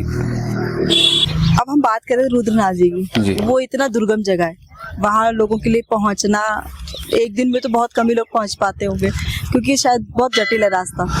हाँ, साधन भी कोई नहीं है। साधन अब तो, हाँ, जब पहले साधन नहीं थे, पर लेकिन अब तो थोड़ा बहुत। रुद्रनाथ जी की यात्रा मैं अगर आपसे बोलूं, किसी जमाने में मैं अपनी बात बता रहा हूँ, पिताजी के लिए जब सामान ले जाता मैं सुबह चलता था घर से 5 बजे और 10 साढ़े 10 बजे रुद्रनाथ पहुंचता था। ठीक है, दिन का भोग लगा के 1:30-2 बजे वापस आता। 5-6 घंटे में पहुंच जाते थे? नहीं, मैं अपनी बात बता रहा हूँ, और की नहीं। हाँ, अच्छा। तो सामान भी रहता था, पीठ पे 10-15 किलो होता था, तो सामान पहुंचाया, भोग लगा, वापस आ जाता था। उस टाइम पे रास्ते होता था, एक उम्र भी थी, तब है। और जैसे आप कह रहे हैं एक दिन में जाना आना, क्योंकि समय परिस्थिति के अनुसार हम स्वास्थ्य से भी पूरा फिट नहीं है। हाँ। अब मुझे कम से कम 2 दिन लग जाते जाने में। जो पुराने लोग हैं, जो आने जाने वाले लोग हैं, वो तो सुबह जाके चले जाते हैं, पर लेकिन जो जिस ढंग से पहले मैं बताऊं सिर्फ लोकल ही आते थे, बाहर का बहुत कम आदमी आता था। अच्छा। बहुत कम। रुद्रनाथ तो अब हाईलाइट हो रहा है आपका कोरोना के बाद से, अब लोगों को पता चल रहा है कि रुद्रनाथ भी कोई जगह है। पर लेकिन जिस हिसाब से वहाँ के रास्ते व्यवस्थाएं हैं वो टफ तो है। और आपके माध्यम से वही बोलूंगा, रुद्रनाथ की यात्रा आने से पहले आप लोग पूरा अच्छी तरह से जानकारी लें। जैसे एक लोकल गाइड देना बहुत जरूरी है। अच्छा। ठीक है, रास्ता टफ है क्योंकि घोड़े भी चलते हैं, गवर्नमेंट सरकार बनाती है, फॉरेस्ट वाले बनाते हैं, खड़ांचे लगाते हैं, फिर घोड़ों के आने से बरसात इतना होता है, पानी जो रास्ते हैं वो नाले बन जाते हैं। अच्छा। तो फिर और मजेदार बात बताऊं आपको, उस शिव के मुख्य दर्शन है। कष्ट तो हो गई, बिना कष्ट मैंने आप मुख देखने जा रहे हो भाई। पांडवों को ये लगा भगवान ने सशरीर कहीं दर्शन नहीं दिया, सशरीर दर्शन नहीं दिया हुआ, तो गौ हत्या तो थी। उनका भैया जब तुम्हें तेरे पाप दिए तो अलग अलग करके उनको दर्शन दिए गए। और शिव के दर्शन करना तो रुद्रनाथ की यात्रा तो थोड़ा सा कष्ट। और मैं अभी भी आप लोगों के माध्यम से कहूंगा कि रुद्रनाथ जी की यात्रा इतनी पवित्र है। हम कहते हैं ना कि आज विपासना एक कुछ लोग करते हैं। आप किसी भी रास्ते चलो, आप सगर से चलो, ग्वार से चलो, मंडल, सिरोली, अंशा वाले रास्ते चलो, कुछ एक जगह है तोली होते वहां से चलो, या उर्गम से आओ, आप रुद्रनाथ जी की यात्रा को ये सोच के चलो कि आप वो विपासना जो सारी चीजें है ना, आप 2-3 दिन के लिए मदिरा पान मांस वगैरह उन विचारों को त्याग के आ जाते हैं। वो ऐस अयासी की जगह नहीं है। फिर लोग तो इंस्टाग्राम की रील्स बनाने के लिए तो आते हैं। आ तो रहे भाई, आप जो चीज रियल नहीं है, जो रियल था वो तो तुम दिखाते नहीं हो। तुम रियल जो दिखा रहे हो उसको आध्यात्मिक का वास्तविक स्वरूप समझो ना। ठीक है, वो एक आध्यात्मिक यात्रा है। और मैं कहता है वो अपने को ना आत्मा से अंतर आत्मा की यात्रा है। और मेरा जहां तक है कि आप रुद्रनाथ की यात्रा पे आए, मन विचार और अपनी अंतरात्मा की शुद्धि से, आत्मा से अंतरात्मा की यात्रा है रुद्रनाथ। हम बोलते हैं विपासना में लोग महीनों तक जाते हैं, कुछ नहीं बोल। आप कोशिश तो करो, यहाँ पत्थरों से पत्ते जो गिरते हैं पेड़ों से, उनमें भी वेदों के सुर आते हैं, पक्षियां भी वेदों के सुर बोलती है, पानी में वेदों के सुर आते हैं। आप उसका वो डीजे पीछे वहां बजाओ ना, 3 दिन छोड़ तो दो उसको। वो तुम वो फलाना सिंह ये सिंह वो जो बसते रहते हैं, पता नहीं कौन सा पॉप सिंगर तुम्हारा चल रहा है। अरे कम से कम इस धरती को यहाँ से थोड़ा आप अपनी बुद्धि, अपना मन, अपनी चेतना को तो जागृत करो। ये ऐसे घूमने के लिए नहीं, मैं आपको क्या कह रहा हूँ, ये आध्यात्मिक यात्रा है, अलौकिक यात्रा है। ये देखने की नहीं, ये दर्शन की है। लेकिन बच्चे तो मनोरंजन के लिए ज्यादा आते हैं ना, जीवन की भाग इनको ये पता नहीं कि आगे आने वाला मनोरंजन इनके साथ कैसा होगा। अभी भी कह रहा हूँ आपको, नहीं वो अपने जीवन में इतना कठिनाइयां हैं, उनको लगता है थोड़े दिन जाएंगे, थोड़ा रिलैक्स होकर आ जाएंगे। ये तो आप ये लगाइए ना, मैं मनोरंजन आप किसे कहते हो? आप मनोरंजन मुझे बताइए, कोई एक भाई अपनी बहन से मनोरंजन कर सकता है? नहीं, आप मुझे इस मेरे प्रश्नों के जवाब देना। हाँ जी। एक भाई अपनी बहन से मनोरंजन कर सकता है? नहीं, कुछ तो कायदे हैं। आप घर के अंदर, एक परिवार के अंदर क्या मनोरंजन करते हो आप? मनोरंजन की परिभाषा होती है, मनोरंजन ट्रैक बना दे। ट्रैक नहीं है ये अध्यात्म, तो अभी सरकार को ये कहता हूँ, आपके माध्यम से कह रहा हूँ, आप नहीं ट्रैक, तो ट्रैक के लिए आप अलग बोलिए, ट्रैक कुछ हो सकता है, लेकिन हमारी आध्यात्म, हमारी सरकार की भी कमियां हैं। आपको मैं अगर फोन दिखाऊं, प्रमोट तो ट्रैक करके किया जा रहा है ना। अभी हमारी सरकार की, अभी ये लगाओ, आप मुझे बोलो आप रुद्रनाथ के पुजारी हो और मैं कसाई, अभी कसाई का काम करके आ रहा हूँ, आप पुजारी बोलोगे मुझे? इस भूमि का नाम देव भूमि बोला गया है। ये यहाँ देवता नहीं, ये दानवों को बसाने के तो कर रहे हैं। देवता डर गए, देवता चले गए। ये जो हमारी परंपराएं चल रही, जो हमारी सरकार की योजनाएं हैं, जहाँ संगम के पास देव प्रयाग में जहाँ गंगा जी की बात होनी चाहिए, वहाँ तुम्हारा ठेका खुला हुआ। महिलाओं ने अभी कुछ दिन पहले आंदोलन किया, और मैं अपने आंखों देखी बात बता रहा हूँ आपको। जोश क्रोध में इसलिए बोलना पड़ता है। अल्मोड़ा के अंदर कम से कम 1-1.5 करोड़ का द्वार बना हुआ है, विवेकानंद द्वार। क्या विवेकानंद अल्मोड़ा में शराब पीने आए थे? रविन्द्रनाथ टैगोर शराब पीने आए थे? जो कसार देवी सब कुछ है, उसके ठीक गेट के नीचे शराब का ठेका था। अल्मोड़ा की एंट्री में आप पूछना किसी को भी, किस आध्यात्म की बात करते हो, कौन से शराब पिलाने का आपको चाहिए क्या? आप ये तो इसको देवभूमि मत बोलो। आप पे एक लेबल लगा है देवभूमि, यहाँ देवता रहते हैं। अरे कम से कम तुम उसको उस ढंग से तो आप आचरण करिए। अभी मैं फोन दिखाऊं आपको, ऋषिकेश में बनेगा गोवा बीच। हाँ ना, प्री वेडिंग शूट्स खूब होते हैं। ठीक है, पहले के नहीं, ऋषिकेश बनेगा प्री वेडिंग बीच। क्या आप चड्डी बनियान गोवा वाला यहाँ देखना चाहते हो? आप बोल दो ऋषिकेश को छोड़ दो, नाम बदल दो। जैसे आपने महर्षि योगी 84 कुटिया को बोला विठल स्ट्रीट। हाँ, ये विठल स्ट्रीट एक अंग्रेज आके तुम्हारा नाम चेंज कर दिया, तो महर्षि योगी का क्या रहा? फिर योग कैसे बोल दिया आपने इसको? देखो जी, सबसे बड़ी चीज है पैसे की भूख। लोग कहते हैं धर्म परिवर्तन हो गया, कोई धर्म परिवर्तन नहीं है, भूख परिवर्तित होती है। आपके चैनल के माध्यम से बोल रहा हूँ, धर्म कौन सा परिवर्तन हो गया? धर्म नहीं बदल सकता। कुत्ते से मां करवा दो गौशाला में बांध के, नहीं कर सकता। गाय को दरवाजे में बांध के भूखेगी क्या? किसी का कोई धर्म परिवर्तन नहीं था। आपका blood O positive, B positive, जो भी पॉजिटिव है, ब्लड चलेगा, वही चलेगा। आप कैसी बात करते हो, मेरी समझ में नहीं आता। ऋषिकेश, हरिद्वार जो हमारी धर्म नगरियां हैं, एक तरफ तो सरकार हमारे यहाँ पर टूरिज्म बढ़ा रही है। बट देखो टूरिज्म, देखो आध्यात्म तो बढ़ता है। टूरिज्म आपने योग नगरी बोल दिया, और भोग कितना होता है? ऋषिकेश की तो स्थिति बहुत अलग होती है। नहीं, ऋषिकेश में चाहे कुछ भी, मैं अभी आज अपनी भी बात कर रहा हूँ। मैं एक ब्राह्मण होने के नाते, एक मंदिर का पुजारी होने के नाते, मैं सब लोगों से अपने उनसे करता हूँ, हमारे पास ना हमारी माला, जो मेरा कर्म दिया है मुझे, और ये यहाँ चला जाएगा ना, तो सिस्टम तो चेंज हो गई होगा। जो दिया गया है ना ये जप के लिए, ये गौमुखी बनी है, और अगर इस अंगुली को छोड़ के तुम यहाँ आ गए ना, तो ये समझो मेरे साथ भी वैसे ही होगा जैसा मैं सोच रहा हूँ। पैसा देख रहा हूँ तो फिर पैसे के हिसाब से मुझे धर्म के लिए बोला गया ना। नहीं, लेकिन जीवन जीने के लिए देखो चाहिए तो सही ना। जीवन जीने के लिए लगाओ ना, तो पूरा शंकराचार्य जी ने क्या किया था? क्या जीवन नहीं चल रहा है भाई? आप ये लगाओ, हिंदुस्तान की अर्थव्यवस्था किस पे चलती है आगे ज्यादा? बद्रीनाथ के कपाट खुलने हैं, बद्रीनाथ के कपाट खुलने ना, बद्रीनाथ जी भी हैं, लेकिन जिस बद्रीनाथ को बोला उसकी मर्यादाएं में तो कुछ है। हैं? आप उस अध्यात्म के हिसाब से आइए ना भाई। आप गाड़ी वाला यहाँ पर लेगा, होटल वाला यहाँ रहेगा, फूल वाले के फूल बिकेंगे, माला वाले की माला बिकेगी, जो अध्यात्म के लिए है। भाई जो बद्रीनाथ आ रहा तुम उसके लिए ठेका खोला हुआ रखा हुआ आपने।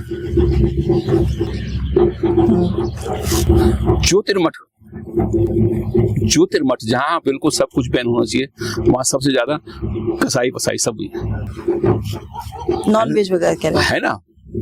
आप लगाओ ना ज्योतिर्मठ की पवित्रता कैसी होनी चाहिए। नरसिंह भगवान जी का मंदिर वहां पे है। मैं ये नहीं कह रहा हूँ ऐसा नहीं होना चाहिए, पर लेकिन लोगों को ना पर्यटन चाहिए, टूरिस्ट चाहिए। अब आध्यात्म कुछ नहीं चाहिए होना चाहिए। आप इतने बड़े मंदिर के पुजारी हैं, तो स्वाभाविक है सरकार के साथ बातचीत तो होती ही होगी। बातचीत तो अब ऐसा ना, देखो सरकार का अपना अलग अलग। मैं जहाँ रुद्रनाथ में हूँ, मैं आज भी सरकार से कहता हूँ कि रुद्रनाथ का जो क्षेत्र है वहाँ पे 150-200 आदमी की रहने की व्यवस्था नहीं है। 1500 लोग आते हैं, ठीक है। अब रुद्रनाथ की बात कर रहा हूँ। जिस नारद कुंड के जल से भगवान जी को अभिषेक होता है, जिस नारद कुंड के जल से हमारा भोग बनता है, भगवान जी का भोग बनता है, आपका भोग बनता है, आप पीते हो, सब पीते हो, उसके बगल में अभी कुछ सालों से इतनी गंदगी, टॉयलेट वहीं पर है। पीछे सरस्वती कुंड है जिसको बोलते थे सरस्वती, माँ सरस्वती का। आप वहाँ पे ध्यान करो तो वीणा की आवाज आती है। हमारे पूर्वज बताते हैं कि उस सरस्वती कुंड का जल, जिस बच्चे की आवाज नहीं होती, उस जल को पिला दिया जाए। उस जल के अगल बगल आप ट्रेनों में आजकल पटरियों के पास इतना गंदा नहीं है जितना इन जगह दिख रहा है। मेरा अपना आपके माध्यम से सरकार से मेरा ये निवेदन है, मठ मंदिरों की मर्यादाएं बनाने के लिए कुछ ऐसी व्यवस्थाएं की जाए, ठीक है। रोजगार सबका चलना, मैं किसी को नहीं कह रहा किसी का रोजगार नहीं चलना चाहिए, पर लेकिन कोई कंधे में बैठे तो ये तो नहीं हो सकता ना। आपने घर के अंदर क्या बना रखा है? आपका बैठक बना हुआ है, डाइनिंग बना हुआ है, किचन बना हुआ है, टॉयलेट बाथरूम, वो तो एक व्यवस्थित बने हुए हैं। सारे एक कमरे के अंदर तो आपने इकट्ठा नहीं कर रखा ना। किया है? नहीं। यही हमारी व्यवस्था में कहते हैं रुद्रनाथ के लिए पंचगंगा एक जगह है। जो रोजगार लोग, जो बेरोजगार लोग हैं, आप भगवान जी के दर्शन करिए, ठीक है। उस पवित्र जगह को, भाई टॉयलेट बाथरूम वहाँ पे अभी है नहीं, अभी धर्मशालाएं भालू ने बहुत तोड़ रखी है। आप इन लोगों के लिए टेंट बना के सरकार दे दे, दर्शन करिए, आप दर्शन करके पंचगंगा में रहिए, पर लेकिन उस जगह को आप पवित्र मत करिए। पानी का स्रोत, अब तो पानी चला गया। एक ही स्रोत हुआ करता था, नारद कुंड, लोग शौच उसमें कर रहे हैं। दिल्ली वालों को आपको क्या पता कि नारद कुंड है या पानी का स्रोत ही हो? हाँ। दिल्ली वाले को तो पता नहीं है ना। हमारी जिम्मेदारी बनती है उसकी रक्षा करना। मेरा सिर्फ घंटी और आरती पकड़ के भगवान जी को मानना, मुझे तो घंटी से भगवान नहीं, मेरे को उस घंटी से तुम्हें जगाना पड़ेगा। नहीं, जो बाहर से आया उसको अगर कोई नहीं मिलेगी सुविधा तो जहाँ मिलेगा वो जाएगा, करेगा ना। तो मैं वही तो कह रहा हूँ, जैसे यहाँ पे अभी इन्होंने व्यवस्था की थी, निश्चित जो लोग जाएंगे, पर लेकिन भीड़ इतनी बढ़ जा रही है। अच्छा, मतलब आपको नहीं लगता कि लोगों को, सरकार को संख्या सीमित कर देनी चाहिए? नहीं, सरकार को नहीं, देखो यहाँ होटल है, जहाँ व्यवस्था है, जहाँ लोग बहुत ज्यादा आ सकते हैं। भाई मैं अपने रुद्रनाथ होने के नाते बोल रहा हूँ, वहाँ की संख्याएं सीमित होनी चाहिए। वो बुग्याल क्षेत्र है, वाइल्ड लाइफ क्षेत्र है, और मेरा जहाँ तक अपना सोचना है, हाँ। कम से कम उसके लिए भाई एक बात हो, आप तो दिल्ली के रहने वाले हैं, हाँ। ट्रैफिक सिग्नल होता है। ट्रैफिक सिग्नल किसके लिए होता है? रोडें बंद तो नहीं होती ना। हाँ, ग्रीन मतलब लाइट, हरी लाइट बंद होता है। हाँ। तो वही ग्रीन लाइट, वो सिग्नल आप दिखाइए, ट्रैफिक बंद मत करिए। भैया अभी आप चलोगे, आप आइए भाई, रुद्रनाथ के लिए इतनी जगह से आ रहे हैं, इतने गांव वाले जुड़ेंगे, सबका रोजगार जुड़ेगा, ठीक है। आप कहीं से कुछ किसी ऐसे ढंग से व्यवस्था बनाई जाए। देखो हमारे रुद्रनाथ की व्यवस्था की सरकार की ध्यान नहीं है उस पर। कुजाऊ एक जगह है, तूली होते हुए चले गए, अंसिया वाली जगह है, सगर वाली जगह है, ग्वाड़ वाली जगह है। तो ये जो बीच के आप इनको वो दोगे ना, कुछ लोग यहाँ रुक गए, तो जब वो लोग वापस आएंगे तब ये लोग चले जाएंगे। ये लोग आगे जा रहे हैं, फिर वो लोग आएंगे, तो इतने लोगों को इस सर्कल में रोजगार मिलेगा। मिलेगा नहीं मिलेगा, और वहाँ की पवित्रता भी बनी रहेगी। मेरे को जहाँ तक मतलब ये आप कह रहे हैं मेरा जो सही तरीके से पूरा योजना बना के किया जाए, तो धर्म भी बचा रहेगा, अध्यात्म भी बचा रहेगा, हमारे जन प्रकृति भी सब कुछ बना, और लोगों का रोजगार भी बचा रहेगा, रोजगार भी बना रहेगा। भाई अब ये तो नहीं हो तो सिर्फ मैं ही खाऊं, आती नहीं होना चाहिए। हम तो कह रहे इसको रोटेशन में इतना बढ़िया चले। मैं आपसे इसलिए कह रहा हूँ क्योंकि जैसे सगर वाला रास्ता है, ठीक, यहाँ फॉरेस्ट वाले बैठते हैं, आपने कहा हाँ भाई कितने, अब जो लोग यहाँ से चल रहे हैं उनको आप ये बोलिए ना कि भाई आज यहाँ इतने लोग जा रहे हैं, आप यहाँ रहिए। जो लोग यहाँ रहेंगे तो गाँव वालों का तो रोजगार जुड़ेगा। जो अंशुया से जाने वाले हैं, आज भाई अंशुया में कितने लोग, उन्होंने कहा जी 100 लोग आज रुके हुए हैं, वहाँ पे रहने की व्यवस्था नहीं, तो आपने यहाँ लोग जो वो किया, और लोगों का जो टाइम फिक्स है ना, ये सबसे गलत है कि नहीं सबको एक साथ ही जाना है। अच्छा, आप एक साथ आओगे भाई, आप कहीं भी अगर आप ट्रैफिक का फ्लो देखोगे, आप कहते जी हमें तो 2.5 घंटे में पहुंचना था, यहाँ 5 घंटे लग गए। आपको जो 5 घंटे बाद जाना था, 1 घंटे में पहुंचना था। समय के साथ आप देखिए ना, आपने कहा नहीं अभी चलो सब लोग साथ चलेंगे, आपने कहा आप चलो हम आ रहे हैं, तो टाइम मैनेज वैसे भी हो जाएगा। आपने कहा नहीं सब चलो, और जाम लगा, जहां आपने 2 बजे अगर 1 घंटे में पहुंचना था, तो आप वो 1 घंटे का वजह तुम उस 3 घंटे जाम में फंस गए, नहीं फंसे। इस टाइम को मैनेज करना पड़ेगा कि भाई कैसे हम उस यात्रा को करें, कैसे उसको। मैं जहाँ तक रुद्रनाथ के पुजारी होने का जो मैं अभी स्थितियां देख रहा हूँ, ये बड़ा दुख करती है, बहुत दुखी करती है, बहुत ज्यादा दुखी करती है। हम भी ये नहीं चाहते कि मेरे कारण किसी यात्री को दुखी हो, कोई जो आ रखा है उसको मेरे कारण कष्ट हो। जो लोग जब बाहर छाता लेकर रात को रहते हैं तो बड़ा दुख होता है। वहाँ रहने की व्यवस्था बिल्कुल नहीं, रहने की व्यवस्था है भाई, 100 आदमी की व्यवस्था। अच्छा, आप ये लगाइए गाड़ी के अंदर क्या लिखा है, आप कार लेते हो उसके अंदर सीट फिक्स है, आप छत में तो नहीं बैठा सकते ना, छत में बैठाओगे तो एक्सीडेंट होगा, डिग्गी में बैठाओगे कुछ ना कुछ होगा। हम कह रहे जब हर जगह सीट है फिक्स है, जब वहां पे हमारे पास धर्मशाला, मैं कहता हूँ कम से कम 150 से 200 आदमी अगर आ सकते हैं, बढ़िया ढंग से कर रहेंगे, 1500 आदमी वहाँ क्या कर रहे हैं।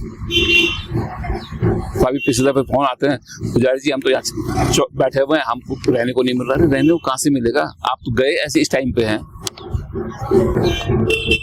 ये तो व्यवस्थाएं कुछ ऐसे बने, भाई भगवान जी तो वही है ना, आपको दर्शन करने आप सितंबर में आइए, अभी कुछ अलग नहीं हुआ, वो सिस्टम वाइज चलेगा, सबको रोजगार भी लगातार मिलता रहेगा। एक दिन तो पूरे 500 लोग आ गए, भाई मेरे यहाँ 10 बेड है ना, तो 10 में तो 20 नहीं रख सकता ना, मैं 10 ही रखूंगा। अब पता चला 10 दिन बाद वो सारे खाली हो रखे हैं, 1 महीने तक खाली चले गए।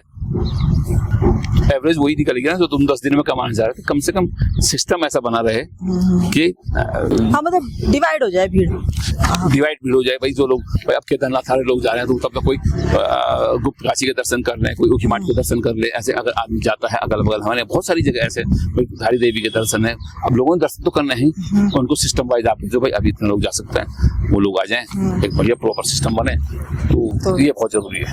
अब हम पहाड़ों की बात करें तो यहाँ पर सुविधाएं और रोजगार अभी भी क्या इतने कम है कि लोगों को यहाँ से छोड़कर, जैसे कहा आपके पिताजी ने भी आपको भेज दिया था कि जाओ और वहाँ रहो, क्यों लगा था उन्हें? क्योंकि अगर यहाँ जो काम वो कर रहे थे, जो प्रभु की सेवा कर रहे थे, अगर उन्हें लगता है कि यहाँ अच्छा हो रहा है तो वो आपको नहीं भेजते। पिताजी तो मुझे प्रभु सेवा कर रहे हैं, उन्होंने कहा था कि अंग्रेज बन पढ़ा है, जो अंग्रेजी नहीं तो कुछ तो कारण रहा होगा। हाँ वही, अब पढ़ेगा लिखेगा नौकरी करेगा बाहर जाएगा, क्योंकि यहाँ रोजगार के साधन ऐसे थे नहीं कि भैया लड़का मेरा भी नौकरी करता है। अब यहाँ तो एक चीज ये है कि जैसे आजकल अभी आप सुन रहे होंगे कि उत्तराखंड में लड़कियां मिलनी मुश्किल हो गई। हाँ, मैंने अभी हम लोग आ रहे थे तो रास्ते में कुछ लेडीज मिली तो उन्होंने बताया कि यहाँ पर लड़कों की शादी नहीं होती अगर उनके घर देहरादून में ना हो तो। हाँ, एक तो है ही, वो तो वही कह रहा हूँ कि आज की डेट में घर देहरादून नहीं हो और लड़का सरकारी नौकरी पे ना हो, अच्छा तो शादी नहीं होती, हो ही नहीं रही। मैंने अभी ये लगाओ जो एवरेज चल रहा लोग तो बहुत सारी चीजें निकाल रहे ना, क्योंकि महत्वाकांक्षाएं सबकी होती है। हर लड़की ये चाहती कि भाई जीवन सुरक्षित हो। हाँ, जीवन सुरक्षित हो। मेरी बेटी भी होगी तो मेरी बेटी भी है, तो मैं भी ये चाहूंगा यार कोई अच्छा परिवार मिले जहाँ पर। अब आदमी तो आज की डेट में नौकरियां हैं नहीं, ठीक है। लड़कों की जो शादी की एज होती है तो वो इतनी ज्यादा हो गई और क्योंकि कुछ रोजगार पे लोगों का विश्वास है नहीं। क्यों? तो उन्हें लगता है कि सरकारी नौकरी आप लगाओ ना, चाहे कोई आप प्राइवेट अपना काम कर रहा है, गारंटी नहीं है कि यार ये चलेगा। सरकारी है तो है ही है, बंधा हुआ आ रहा है उसमें, बंधा हुआ। मैंने अब चाहे जैसे भी सरकार के लोग वही तो कहते हैं कि हर चीज नौकरी सरकारी चाहिए, बाकी सब कुछ प्राइवेट में होना चाहिए। मैं जो सरकारी वाला उसके बच्चे भी प्राइवेट में रहेंगे, पढ़ेंगे भी इलाज के लिए भी वहीं जाएंगे। हाँ, सब कुछ है ना। कोई है वास्तव में स्थिति ऐसी है, ठीक है। हमारे अगर हॉस्पिटल की बात करें, बोलूंगा तो बुरा लगेगा हमारी सरकार को भी, जिस हॉस्पिटल में या तो स्थितियां ये हो रही है कि सरकार को सिर्फ पैसा खर्च करना पड़ता है, आगे सुरक्षा व्यवस्था क्या होगी, स्वास्थ्य के बारे में कोई सिस्टम सही नहीं है। आपने कहा सब मशीनें तो आ जाएगी पर लेकिन डॉक्टर नहीं आएगा। इतनी बड़ी बिल्डिंग बन रही है, वहाँ पार्किंग नहीं है, जो पार्किंग की जरूरत थी। भाई आप ये लगाओ, जब हॉस्पिटल का टाइम होता तो कितने लोग ऐसे हैं कि जो पार्किंग का अंदर ही वहाँ पहुंच ही नहीं पा रहे। बिल्डिंग तो बन गई लेकिन पार्किंग नहीं है। बहुत सारी चीजें पहाड़ के अंदर ये है। मेरे को जो ये लगता है अभी जो हमारे पास जैसे लगता है सरकार जो कह रही है टूरिस्ट लाना, पर्यटन, देखो परिभाषा अलग अलग हो सकती है। अभी कुछ टाइम पहले से मैं ये देख रहा हूँ तुंगनाथ के अंदर, तुंगनाथ जो 6 महीने बंद रहता था वो आज पिकनिक स्पॉट बना हुआ है। लोगों को बुरा लगेगा, ठीक है। अभी किसी पुजारी जी ने कहा कि इसको बंद किया जाए, तो जो चुपता में बैठे हुए लोग हैं वो कहते हैं कि नहीं, इसे खुला रखो। आप ये लगाओ आपके गेट के बाहर कोई खड़ा है, आप घर के अंदर है, अभी तो हमको तो भगवान की उपाधि दे रखी ना। हाँ, लोग जा रहे हैं मंदिर के अंदर, अंदर भगवान जी बैठे, जिस भगवान की बात कर रहे हो, हमारी मर्यादा है। ये तो सब सिस्टम बहुत गड़बड़ है, मैं सच बताऊं। हम किसी चीज को प्रॉपर समझ ही नहीं पा रहे कि हम टूरिस्ट को चाह रहे हैं या आध्यात्म चाह रहे हैं। इस मंदिर का अपना पुराना जो इतिहास है वो धीरे धीरे खत्म हो जाएगा। हाँ, ये जो मंदिर है कोपेश्वर मंदिर है, यहाँ पर बाबा रुद्रनाथ जब आते हैं, जब कपाट बंद होते हैं, कपाट बंद हो जाते हैं, तो यहाँ भगवान जी का चतुर केदार में भगवान तो यही स्थान क्यों कि या तो भौगोलिक स्थिति के कारण, क्योंकि सबसे नजदीकी मंदिर ये था, और भौगोलिक स्थिति रही होगी। और इस मंदिर की खासियत ये है, ये बद्री और केदार का बिल्कुल सेंटर है। अच्छा, 120-25 किलोमीटर यहाँ से केदारनाथ, 120-25 किलोमीटर बद्रीनाथ है। पहले पुराना जो रास्ता था तब भी ऐसे था, और आज बताते आज भी वैसी है। पहले पैदल यात्रा जो होती थी, वो इस पूरे ये चट्टी गोपुष्कर जो ही था, ये एक उनका बिल्कुल सेंटर हुआ करता था।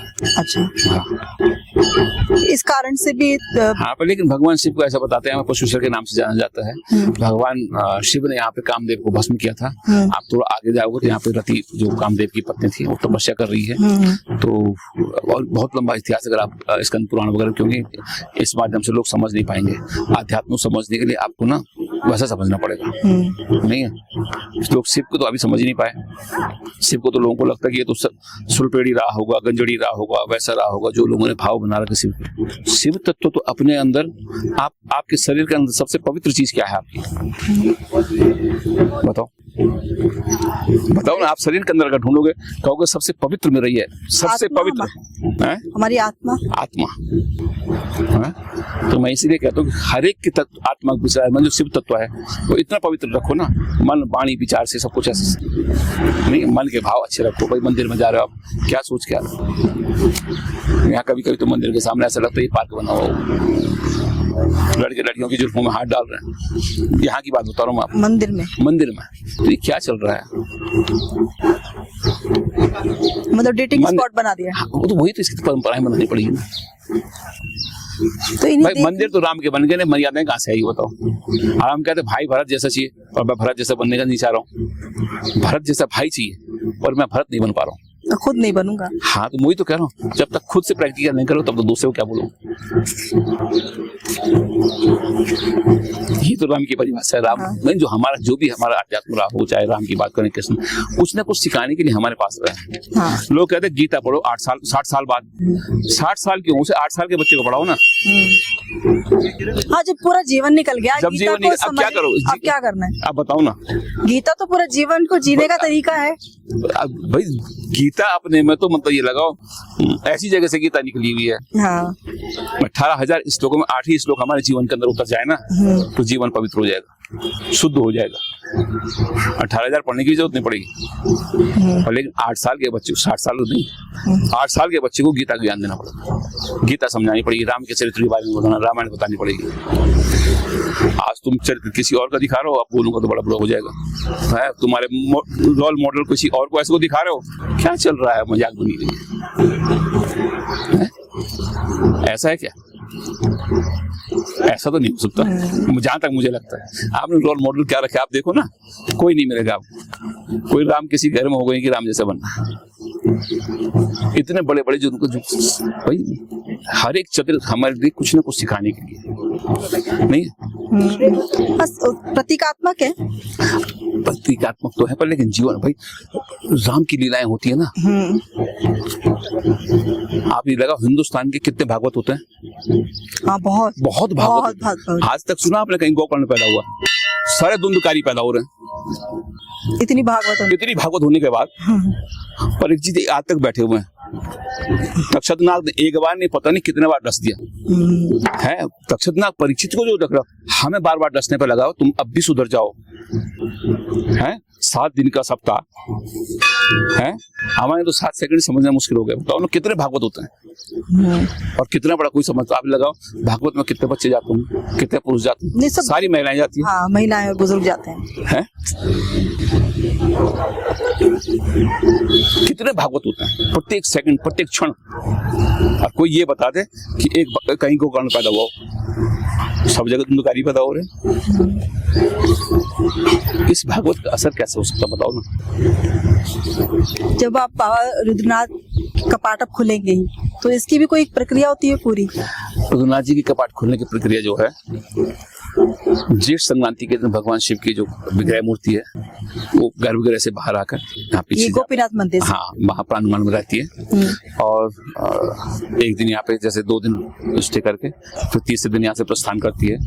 और फिर जैसे हमारे दिन जो बसंत पंचमी को निकला रहता है दिन वगैरह, जैसे इस बार क्या है कि 14 तारीख भगवान जी की विग्रह मूर्ति जो अभी 2026 की मैं आपको बात बता रहा हूँ, 14 मई नहीं 15 मई को भगवान जी की विग्रह जो विग्रह मूर्ति अंदर गर्भगृह से वो बाहर आएगी और पीछे यहाँ प्रांगण में रखी जाएगी दर्शनों के लिए। अच्छा। 15 और 16 को यहाँ पे रहेगी, 17 को हम यहाँ से प्रस्थान करेंगे और 18 तारीख सुबह माने 11-12 बजे के बीच में भगवान रुद्रनाथ जी के कपाट। तो जब आप कपाट खोलते हैं तो मुझे किसी ने बताया कि कई बार जोत भी पूरी जली हुई मिलती है, जैसे जलाकर छोड़ के आते हैं, ऐसा है यहाँ? मैंने कहीं का तो सुना था कि रुद्रनाथ केदारनाथ जी को शायद सुना था कि कई पंडित जी ने बताया कि हम जैसे जोत जलाकर छोड़कर गए थे वैसे ही हमें जलती हुई मिली। तो ऐसे कुछ आपको भी अनुभव हुए अलग अलौकिक? नहीं, मैं सच बताऊं कोई जोत नहीं जलती।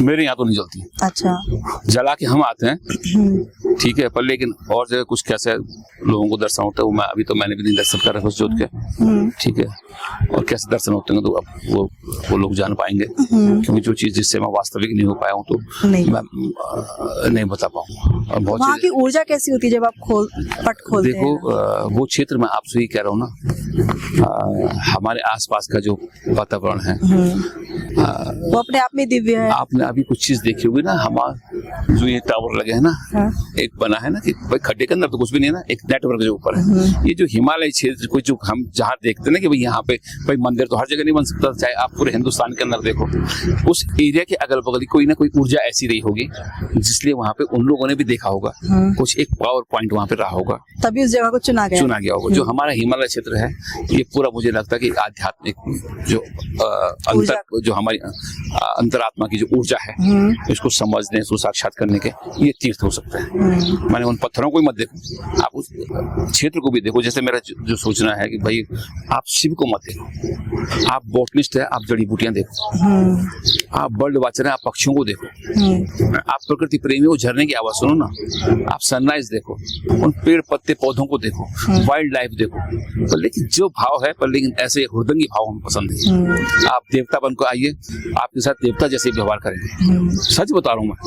और आप थोड़ा देखो ना, होता क्या है, एक शहर के अंदर एक आतंकवादी आ गया, आतंकवादी एक है, पूरा शहर परेशान हो जाता है ना।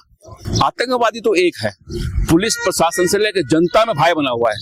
तुम लोग आए 4 नेगेटिविटी लेके, तुमने जो 10 लोग पॉजिटिविटी थे जो नाथ जी के दर्शन करने आ रहे थे, पितृधार में तुम ताश खेल रहे हो, बगल में बियर की बोतल रखी हुई है, मैं नहीं बोलूं कौन बोलेगा? सही बात, मैं सच बता रहा हूं। मैं जो पितृ जिसको पवित्र धार बोला जाता है, आपने तिरपाल बरसाती बिछा के बैठे हो, तुमने ताश खोल रखे हैं, और जो लोग अध्यात्म के लिए वहां आ रहे हैं आपने कैसा तीर्थ बना दिए।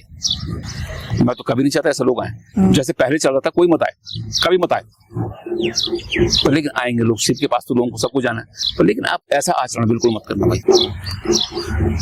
ये तुम्हारा पितृधार में जो बोल रहा हूँ अभी कुछ टाइम पहले, क्या बोलूं, पितृ लोग कैसे, वो बैतरणी नहीं, पितृधार ऐसा सारा टॉप के बाद उसका डाउन लगता है। अच्छा। और पितृ माने पवित्र धार। अच्छा। वहाँ पे क्या है, जैसे हमारे बुजुर्ग, मेरे पिताजी नहीं है, मेरे दादाजी हैं, तो हम तो चलो हमारा तो क्षेत्रीय है, तो वहाँ पे पहले की जो परंपरा थी, जो गांव वाले लोग थे अपने पितरों को जो पत्थर लेते थे वहां से, उनको ये बोलते थे कि आप इस रुद्र क्षेत्र में देवता बन के रहिए। अच्छा। तो इसलिए वो टॉप तक वहाँ पत्थर रखने की परंपरा थी, अपने पितरों को इस पवित्र स्थान में रखने के लिए। आपने वो पवित्र पितृधार जिसको बोला गया है, उसको इतना पवित्र कर दिया, उसके अगल बगल गंदा कर दिया। तुम शराब पीने का तुमने अड्डा बना रखा हो, यहाँ से गए तुमने बियर पी, लगाओ पितृधार में ताश खेलने की क्या जरूरत है तुम्हें? घर पर ही बैठकर खेल लो। नहीं देखो, ये तो मजाक भाई, देखो भाई मुझे बुरा लग रहा है, मैं देख रहा हूँ, मैं तो बोलूंगा ही बोलूंगा, पर लेकिन उन लोगों को भी समझना पड़ेगा कि जिस आध्यात्म इस यात्रा के तुम आ रहे हैं, ये यात्रा ऐसी नहीं है, आज नहीं, कल नहीं, परसों नहीं, कुछ टाइम बाद इसका परिणाम आपको 100% मिलेगा। जो आप जैसे यहाँ से जितनी पॉजिटिव ऊर्जा आप लेके जाओगे ना, है लोग बहुत सारे ऐसे लोग याद करते हैं लोग, तो नाथ की ऊर्जा ही अलग किस्म की है। भगवान शिव के मुख है और जगह तो लिंगाकार है, जो देख रहा हो तो क्या सोचेगा बताओ ना। मुख के दर्शन है, आप मुख के लिए आप क्या कर सकते हो बताओ ना। आपको इतना पवित्र, इतनी आत्मा अपने मन चित्त और सारे शरीर से भी इतना पवित्र होकर आना पड़ेगा। आप उससे साक्षात होने जा रहे हो। किसी के सामने फेस में लो लिंगाकार हो, चलो कोई बात नहीं करें, आप किसी के मुंह के सामने अगर आप जा रहे हो, उससे कुछ ना कुछ तो आप मांगोगे, बोलोगे, जो भी है, ठीक है। और तुम्हारे क्या विचार चल रहा है, तुम सुबह शराब पी के अंदर मंदिर भगवान जी का अभिषेक हो, तुम शराब पी के आ रहे हो। पितृ, मेरे को दुख इस चीज होगी, पितृधार में किसने बोला कि यहाँ ताश खेलता है? किसने बोला यहाँ बगल में बियर की बोतल रखता है? मैं आपके माध्यम से कहूंगा, इन तीर्थों को आप ऐसे अपवित्र मत करिए। आपकी जो ये गंदगी हुआ है आप वहां रखिए, और जगह आप जा सकते हैं, लेकिन आप यहाँ देवता बन के आइए, मन बुद्धि चित्त और आत्मा से पवित्र होकर आइए। आपका सत्कार, आपकी इज्जत वैसी होगी जैसे आप आओ। आपके पूरे इतने समय में ऐसा कोई अनुभव हुआ जो आपको लगा हो कि इससे अच्छा मैंने अभी तक कुछ नहीं महसूस किया? प्रत्येक दिन अनुभव है, और इतने बड़े अनुभव है ना, मैं जो आपके साथ बैठा हूँ ना, उसी अनुभव के कारण बैठा हूँ। फिर भी जो लोगों को महसूस करना ही पता, जिन्हें अभी बिना, क्योंकि उन्होंने अनुभव ही नहीं किया, तो वो बिना कहीं समझेंगे ही नहीं। उन्हें समझाने के लिए कोई एक ऐसा अनुभव जो लगे कि हाँ भाई कुछ तो आपके माध्यम से क्या कह रहा हूँ, मन, बुद्धि और चेतना और शरीर को इतना पवित्र रखा होगा, जो मैं मुझे नहीं अनुभव वो भी आप कहूंगी। पर लेकिन आप उस आधार पर उससे आइए ना, आपको अपने को पवित्र करना पड़ेगा। आपको अनुभव फिर वैसे होंगे जैसा आप चाहते हो वैसे आप। आपका कोई अनुभव बताइए। मैं तो हूँ पुजारी हूँ, एक वहाँ का मंदिर का साधारण सा पुजारी हूँ। मेरा जो मुझे मेरी पीढ़ियों से जो कर्म मिल रखे मैं उस कर्म को करता हूँ। मैं भगवान की सेवा करता हूँ, मैं साधक बनने की कोशिश नहीं करता हूँ। मुझे कोई ऐसी साधना नहीं करनी है, मुझे कोई रावण नहीं बनना है कि मैं आपके टीका लगाऊं और ऐसा हो जाए सब कुछ। भगवान से प्रार्थना कर सकता हूँ कि भगवान इनका भला कर, इनको सद्बुद्धि दो, इनका अच्छा करे, इनका घर परिवार सुख शांति और समृद्धि रखे। पर लेकिन मैं जो मेरे जो अपने अंदर मैं यही बोल सकता हूँ। एक बात आपने कही, मुझे ऐसा रावण नहीं बनना है जो टीका लगाए, इसका क्या मतलब हुआ? वो सारे घर उन्होंने अपने कब्जे में रखे थे, क्या नहीं था उनके पास, वो साधना से थे हैं। हाँ। और सेवक में हनुमान जी थे। आपको हमारे यहाँ रास्ते रख होता है, मेरे को बहुत अच्छी चौपाई जो लगता है कि जब राम जी हनुमान जी को ना माला देते हैं तो क्या कहते हैं हनुमान जी, ये बाला बेसी कीमत की तुम्हारे लिए हृदय फाड़ के देते। वो आंसू आने की उनके देखो ना क्या किस ढंग से कोई रामलीला का सार मुझे तो लगता है कि ये है जो हनुमान ने दे रखा है। निष्प्रपंच सेवा की उन्होंने, मांगा नहीं, कुछ बोला नहीं कि प्रभु जी मुझे दो। और जब राम जी कहते कि ये तुम्हारे लिए ये माला है, तुमने मेरे पे क्या कहता हूँ छाती फाड़ के कहते हैं मैं इसलिए था तुम्हारे पास ये माला तो इसकी कीमत की। आप उसकी चौपाई को सुनोगे आप आंसू आ जाएंगे। पूरी रामलीला का सार है वो। मैंने सुना है कि आप श्रृंगार करते तो आपके एक हाथ का नाखून बढ़ता ही नहीं है, ऐसा? हाँ ऐसा होता है। हाँ। अब हाथ भगवान जी के त्रिपुंड लग रहे हैं, वो तो बढ़ते, बाकी तो और बढ़ जाते, और बढ़ते नहीं, वो नहीं बढ़ता। रोज भगवान जी के श्रृंगार पर लगे हैं ना। हाँ। तो लगता भी होगा, लगता भी होगा, तो भगवान जी को श्रृंगार करते हैं, नाखून हाथ से लगे हुए हैं तो बढ़ते ही नहीं नाखून। वो बढ़ते नहीं, और भी बढ़े रहते हैं। बाएं हाथ का नाखून बढ़ेगा, उसके नाखून बहुत कम बढ़ते नहीं है। जो भगवान जी के हैं वो बढ़ते नहीं है। अब श्रृंगार करना है, भगवान जी को टीका करना है, लगा रहता हूँ अपने हिसाब से जितना बढ़िया है वो। तो भगवान शिव का मुख है, और मुख तो भाई अब ये लगाओ, जब एक दुल्हन 7 घंटे ब्यूटी पार्लर यहाँ जा सकती है 2 घंटे के लिए। हाँ। 2 घंटे के लिए जाती है जब तक फेरे होता है। हाँ। है, और वो तो भगवान जी अनंत है, उसके बाद शिव बराबर सत्यम शिवम सुंदरम नहीं है वो। सच में वास्तव में शिव तत्व तो अपने में ही बोल के ना, जैसे गंगा बोल के ना, गंगा शब्द आता है ना। हाँ। जीवा से, कानों से, हाँ। छिड़को ना छिड़को, अपने आप ही पवित्र हो जाता है। वैसे शिव बोल के ना शरीर अपने आप पवित्र हो जाता है। तो देखो शिव ने जिस गंगा को ये लगाओ ना, सारे देवता जिनके चरणों में है उन्होंने गंगा सिर पर रखी हुई है ना। शिव के सारे देवता चरणों में है और गंगा ऊपर रखी है। देखो कितना बड़ा क्या हमें शिव जी के स्वरूप की आपसे की हम अगर उनके भौगोलिक स्वरूप की बात करें, जिस तरह से हमने देखा है देखता है। हाँ, शारीरिक जो संरचना देखिए उनको, चंद्रमा है उनके मस्तक पर, गंगा है, गले में माला है सर्प की, और मृग छाल पहनते हैं, कमंडल है। ये मेरे को लगता है कि हर मनुष्य के अंदर है। हाँ, इसको ये हर मनुष्य के अंदर है, नहीं है? समझाइए। नीलकंठ है, कब नीलकंठ नहीं हो रहा व्यक्ति बताओ ना? जहर कब नहीं पीना पड़ रहा है? इतनी पावर आपको शिव का, मैं वही तो कह रहा हूँ, शिव का तत्व ही कितना गजब है। हमने वो जो जिन्होंने बनाया, जिन्होंने एक तस्वीर रखी है भाई, जहर बना के उन्होंने देखो ना सृष्टि के कल्याण के लिए। हाँ। ठीक है, एक शिव महिमा में शमशाने स्वाकीड़ा स्मर हर पिशाचा सहचरा चिता भस्माले को सृगपि निरकोटि परिकरा अमंगल्यम शीलम तब भवतु नाम वक्त। भगवान उस अमंगल को लेने को लगाओ ना, भस्म उनके पास, जहर उनके पास, इतना कल्याणकारी। हम तो कह रहे आप भी इस धरती के लिए कल्याणकारी बनो ना। जो तो आपको दिख रहा चेहरे जैसा, उसको आपको नहीं भैया ये नहीं करना है। होता कितने तक आपको लग रहा नहीं, जहर कहाँ चलता है, नीलकंठ कौन नहीं हो रहा है ना। भाई शिव को अगर आप पूरा एक, मेरे जहां तक सोचना है, चाहे सर्प की बात करो, चाहे चंद्रमा की बात करो, मन की बात करो, ये पूरा अगर आप उस पर करोगे तो हमारे शरीर के अंदर वही जहर हमें 24 घंटे मिल रहा है, किसी भी रूप में मिल रहा नहीं है। तो उस जहर को देखोगे, जब ये पी सकते तो मैं भी तो पी सकता हूँ। स्थिति बनती है, घर में झगड़ा हो रहा है, चलो यार भी बोलना दो इसे, नहीं है, नहीं बोलते। हाँ। घर के अंदर कितना बड़ा कलेश, ये लगाई ना, इतना बड़ा उदाहरण देखो दुनिया के अंदर कंप्रोमाइज का। आपने कोई देखा इतना बड़ा कंप्रोमाइज? जब काली आई थी तो भगवान शिव को लोग बताते कि उनकी छाती के ऊपर पाँव है ना। हाँ। इतना बड़ा समर्पण कैसे हो गया? ओ शिव। दोनों अगर क्रोध करते तो सृष्टि रहती क्या? वो कहती किसके लिए तू कर रही है, चल मैं भी चल रहा हूँ तेरे साथ। इतना बड़ा समर्पण। लोग कहते हैं ना लोग पत्नी से डर गया, अरे मैं पत्नी से शिव जो ना। इतना बड़ा समर्पण। आप घर में अगर आपको गुस्सा आ गया, आप भी अगर गुस्सा करेंगे तो घर में दो इधर गिलास पड़ के दो फर्क क्या होगा? घर का माहौल सारा खराब हो जाएगा। तो ये मैं कहता हूँ कि आप उससे देखो कहीं कहाँ आपको कंप्रोमाइज करना पड़ेगा। आपको क्रोध आ रखा तो एक को तो श्रीमती जी क्रोध आ रखा है, भैया शिव जी लेटे हैं उनका, भैया शांत हो जाओ, है नहीं?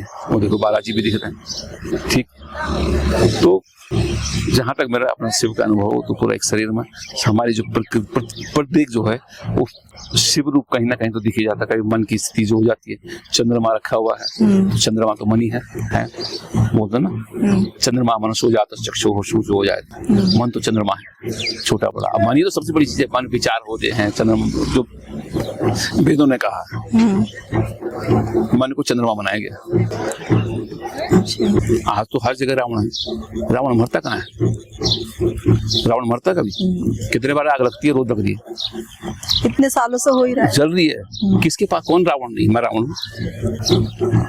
कोई बोल दे तुझ क्या जानता है, अभी देखो भी ब्राह्मण तो जाग जाएगा मेरा। बोलता है रावण ब्राह्मण था। जहाँ ज्ञान की बात होगी, जहाँ कुछ होगा तो एकदम घमंड अहंकार, तू कौन होता बोलने वाला? यही तो रावण है। रावण कौन है? अहंकारी तो है। मरता है? कभी नहीं मरता। कहाँ मरा? अभी तक तो नहीं मरता। आप ये छोड़ बोलने नहीं सी बात है। पर रावण ने सीता का हरण किया साधु के भेष में। आज पता नहीं कैसे कैसे साधु हैं, एक सीता ने 10-10 सीताओं का हरण कर रखा है, माहौल ही कुछ खराब कर रखा है। अब आध्यात्मिक धर्म की बात करो ना भाई। हनुमान जी ने तो रावण का भेष धारण किया था। अच्छा।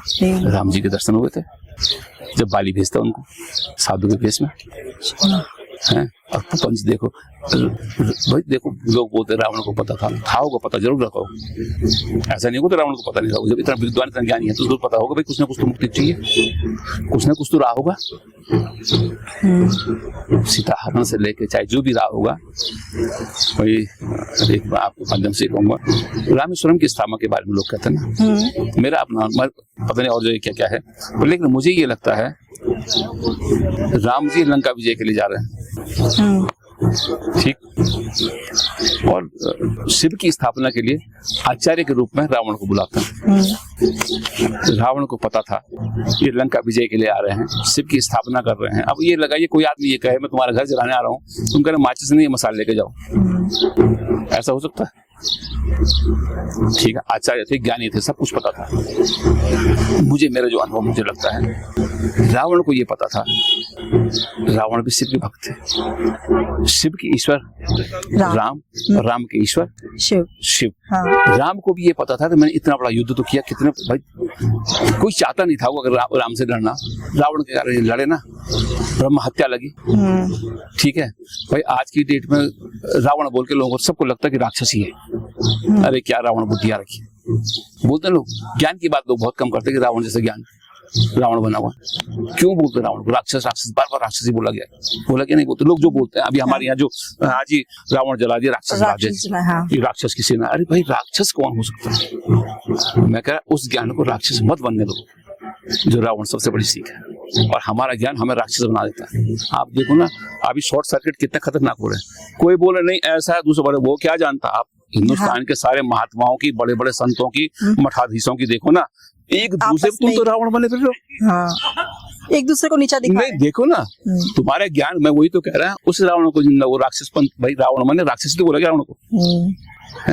तुम राक्षस क्यों बन रहे? तुम्हारा ज्ञान है तो कौन बन के देखो ना।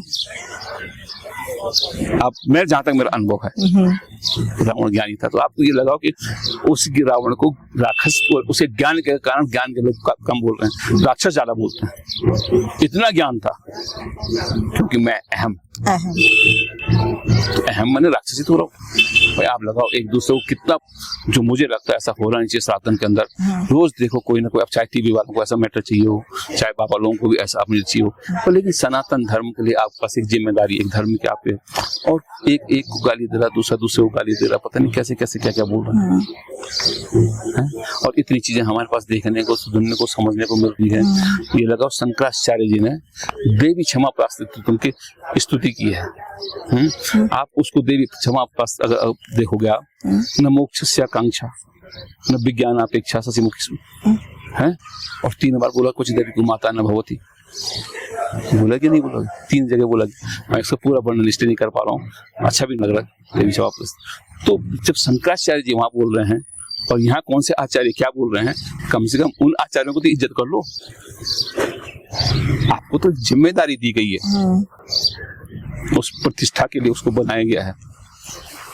आप राष्ट्र की अगर देवी क्षमा प्राश्चित्य पढ़ोगे उसमें आपको सब कुछ दिख जाएगा। शंकराचार्य जी बोल क्या रहे हैं, देवी से प्रार्थना क्या कर रहा है, न विज्ञान अपेक्षा ससी मुख्य है। और हमारी इच्छाएं क्या हो रही है, खत्म ही नहीं हो रही।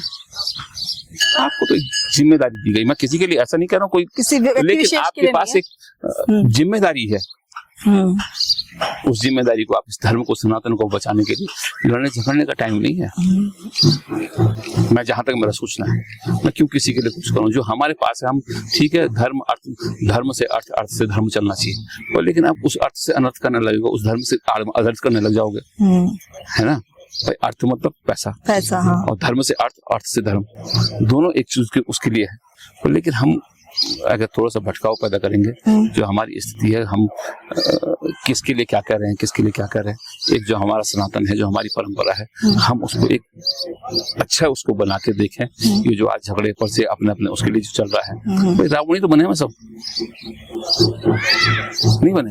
पहले एक लंका थी, हर जगह लंका बनी हुई है, नहीं है? पहले तो एक लंका थी, अब तो पता नहीं कितनी लंकाएं बन रखी है, हर जगह कोई ना कोई रावण बैठा हुआ। लास्ट उसके साथ मैं इसे पढ़ूं, शुद्ध स्फटिक संकासम त्रिनेत्रम पंचवक्त्रकम गंगाधरम 10 भुजम सर्वाभरण भूषितम नीलग्रीवम शशांकांकम नागयज्ञोपवीतरम। आप लोग यहाँ गोपीनाथ मंदिर में आए, रघुनाथ जी के चरणों में आए, और मैं अपने माध्यम से, आपके चैनल के माध्यम से चाहता हूँ इस समस्त जगत का कल्याण, हमारे भारतवर्षों का, पूरी दुनिया की जो हमारे सनातन की परंपरा ये आनु भद्राहा कर्तव्यवन्तु विशदोदभासो अपरितासो उद्विग्नः, इसी के भाव के साथ हम विश्व कल्याण के लिए, अपने धर्म के लिए, अपने देश के लिए और एक मानव जाति के लिए ऐसे प्रार्थना करते हैं। और आप लोगों को सबका भला हो।